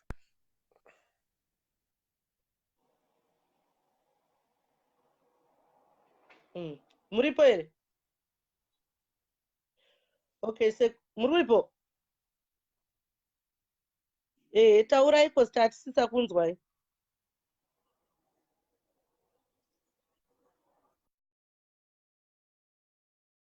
It's okay, ndakuda kuendawo futi tingazorambwa handitika. It's not like kuti tikarambwa munozotimirira, handiti vana vari kufoster care uko.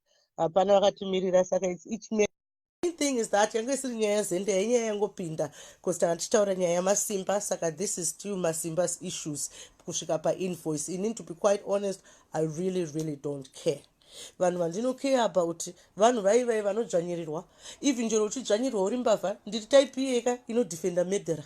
Ndikazoprova kuti iwe wamedha munhu, yes, it's another story, but inini my position is just a defender. I just defend vanhu vari kubhuliwa. I just go on the side. Mukabhulawo Elias, I don't care kuti ari pazano, ndikafunga kuti munhu uyu panofanira kunge panga pane communication outside on. Mukagurawo vanhu panapa taakutya kutaura mazita evanhu pamalives, taakungokutarisai tokupresirai malives. Ukaita sei atidi kutaura vanhu vanotifollowa ava kuziva mwanenge vachingofollowa. Kana uchitaura nyaya yaMasimba usasumudze kuti uyu ari kutaura zvakati, wakungosumudzawo followa. Dai anga achidaita celebrity aibuda palive, saka usamutauri, taura macelebrity acho iwayo. Saka anyway guys, I'm getting tired now, I need to go. Banditika, I love you guys so much. Nhasi ndangoya panapa kuti ndikuudze kuti Masimba is the devil on Facebook. Yeah, he is evil. He's no more evil now because ndambapatiza. Anditi my experience na Masimba, it has been a great my experience with Mukoma MaSimba has been greatly traumatizing. It has been it's been a great ordeal. But because I'm covered by the Spirit of God, not the blood of Jesus, because I'm not a vampire, and I'm covered by the Spirit of God, and Masimba, it will not work. Okay? Stop confusing people. If you respected me, yeah, uchingotaura usina nebasa kungoti Sabina, hatimbotaura nezvaSabina uyu. Don't forget, I'm also a figure. Ndinonzi Mai Mandela. Nditoni vanhu futi vanondirespecta. Ukutaura kuti Sabina, but iwewe unoda kuti vanhu vakuti Mukoma MaSimba. Ndogona futi kutanga futi kukutuka ndoita restart this life. Uri kuzvinzwa? We are an idiot iwewe. Uri kuzvinzwa? Katokoroshi. Panapa ndatoprolongwa nevanhu vangu vachijoina. Ndataura sokupedzera. Kura sopedza. I think pekutanga ndatanga ndiri bo, but I had to add other people so we've calmed down. Anditika saka what I'm telling you, baba vanoda my lives ava sekurerious. Munozotizokuisai pa pre-approval muzoita malive enyu sekuru handiti. Saka what I'm just trying to tell you, Mukoma MaSimba, I've been traumatized with your behavior on Facebook towards me. It's been an ordeal experience with you, right? There's a time when I nearly gave up, but God raised me, not you. Most of the time when I sing praises to you, it's because I'm just making you feel comfortable, and then you fool yourself, okay? Like I said, you've got a very evil spirit which divides people, right? So that you conquer. Everything you said about my bossy, my TT, Loveness, Tatelicious, whoever, you just do Meli, it's okay, whatever, yeah? Everything you said was because you've got a deep jealous and bitterness against them. Okay? That's why you don't catch nyaya dzekuti vana vaSabina vatukwa because hapana bitterness nejealousy ipapa. Ene munoziva kuti mukataura usizo ndinokutswanya isenda. Anditika, you have divided the social media community. That's my analysis. That Mukoma MaSimba, the spirit says Mukoma MaSimba is an evil man. Anzichi mashipa aya dressed like a sheep, but inside a raving wolf. That is Mukoma MaSimba. You saw when he came pano per life, he wanted to cause confusion. That is a direct example when God speaks to the devil, because the devil is coming to confuse you. Okay, the devil is coming to give you fear. Okay, if it was God, MaSimba would build unity and love. From yesterday's live, when he started talking about my admin, Elias. Elias is a true loyal man. I give him that. But vakanga vaida umuraya Elias uyu, Mukoma MaSimba nasisimeli. That's when I changed my side. This is why ndakabva sopa kumbengembe. Andina kubva, I'm still there because I love the group. I respect everybody.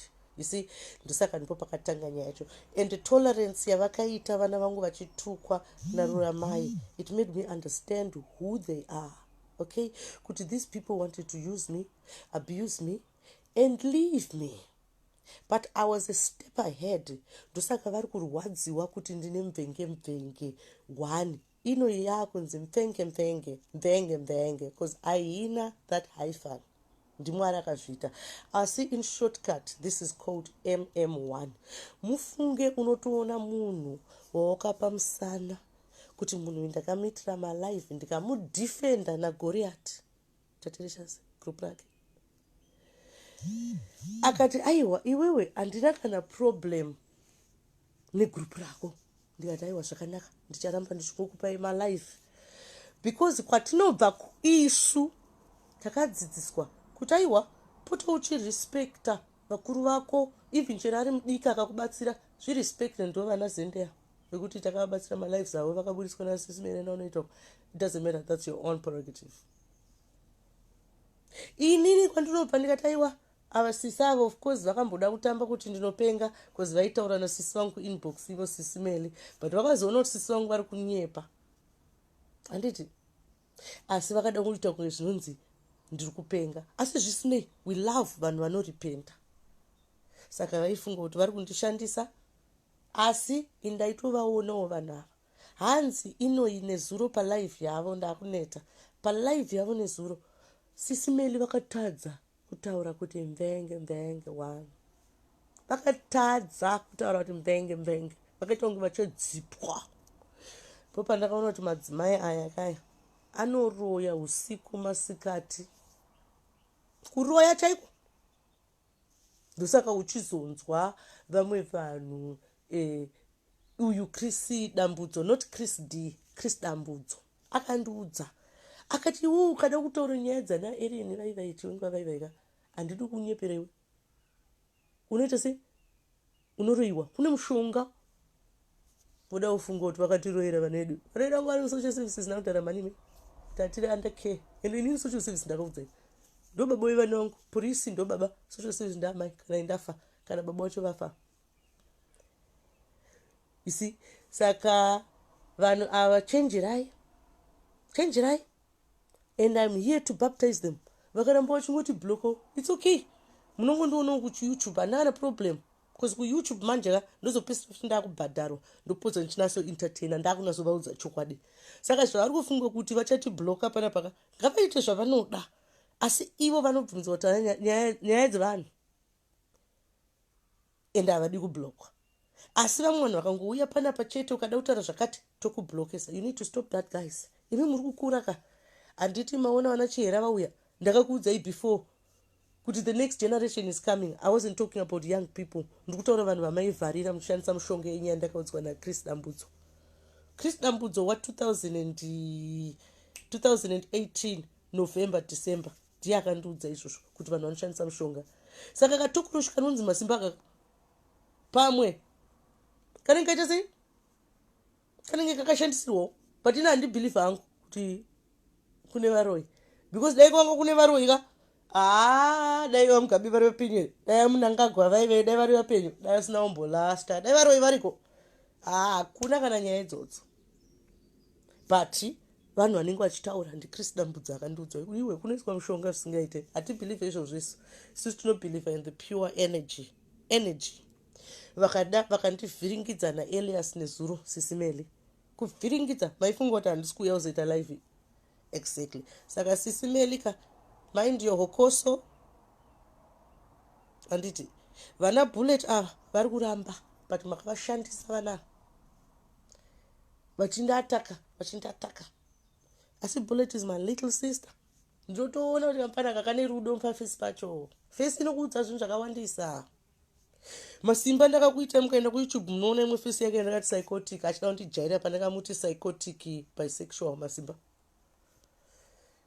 Handiti exactly Sisi Masimba aka Chitokoroshi exactly. Saka Mukoma MaSimba, this has been your day. Vana samaita musafunge kuti iyi live yenyu bodo, musambofa makafunga kuti aiwa live yange iri yasamaita, kuzi yenyu imimika iri kuuya futi. Handitika Sisimeli, don't be too comfortable too kuti mufunge kuti live yapera.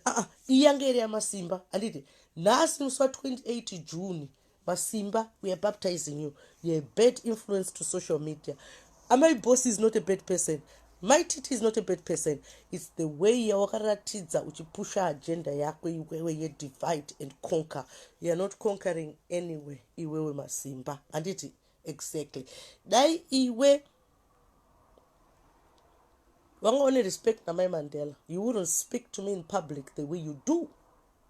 Because inini kana chitaura nezvako, it's only now ekuti ndakungokurovera the truth breaks no friendship. Unondipostera mapicture evana vako, unoambona ndichikupostera mapicture na Mandela.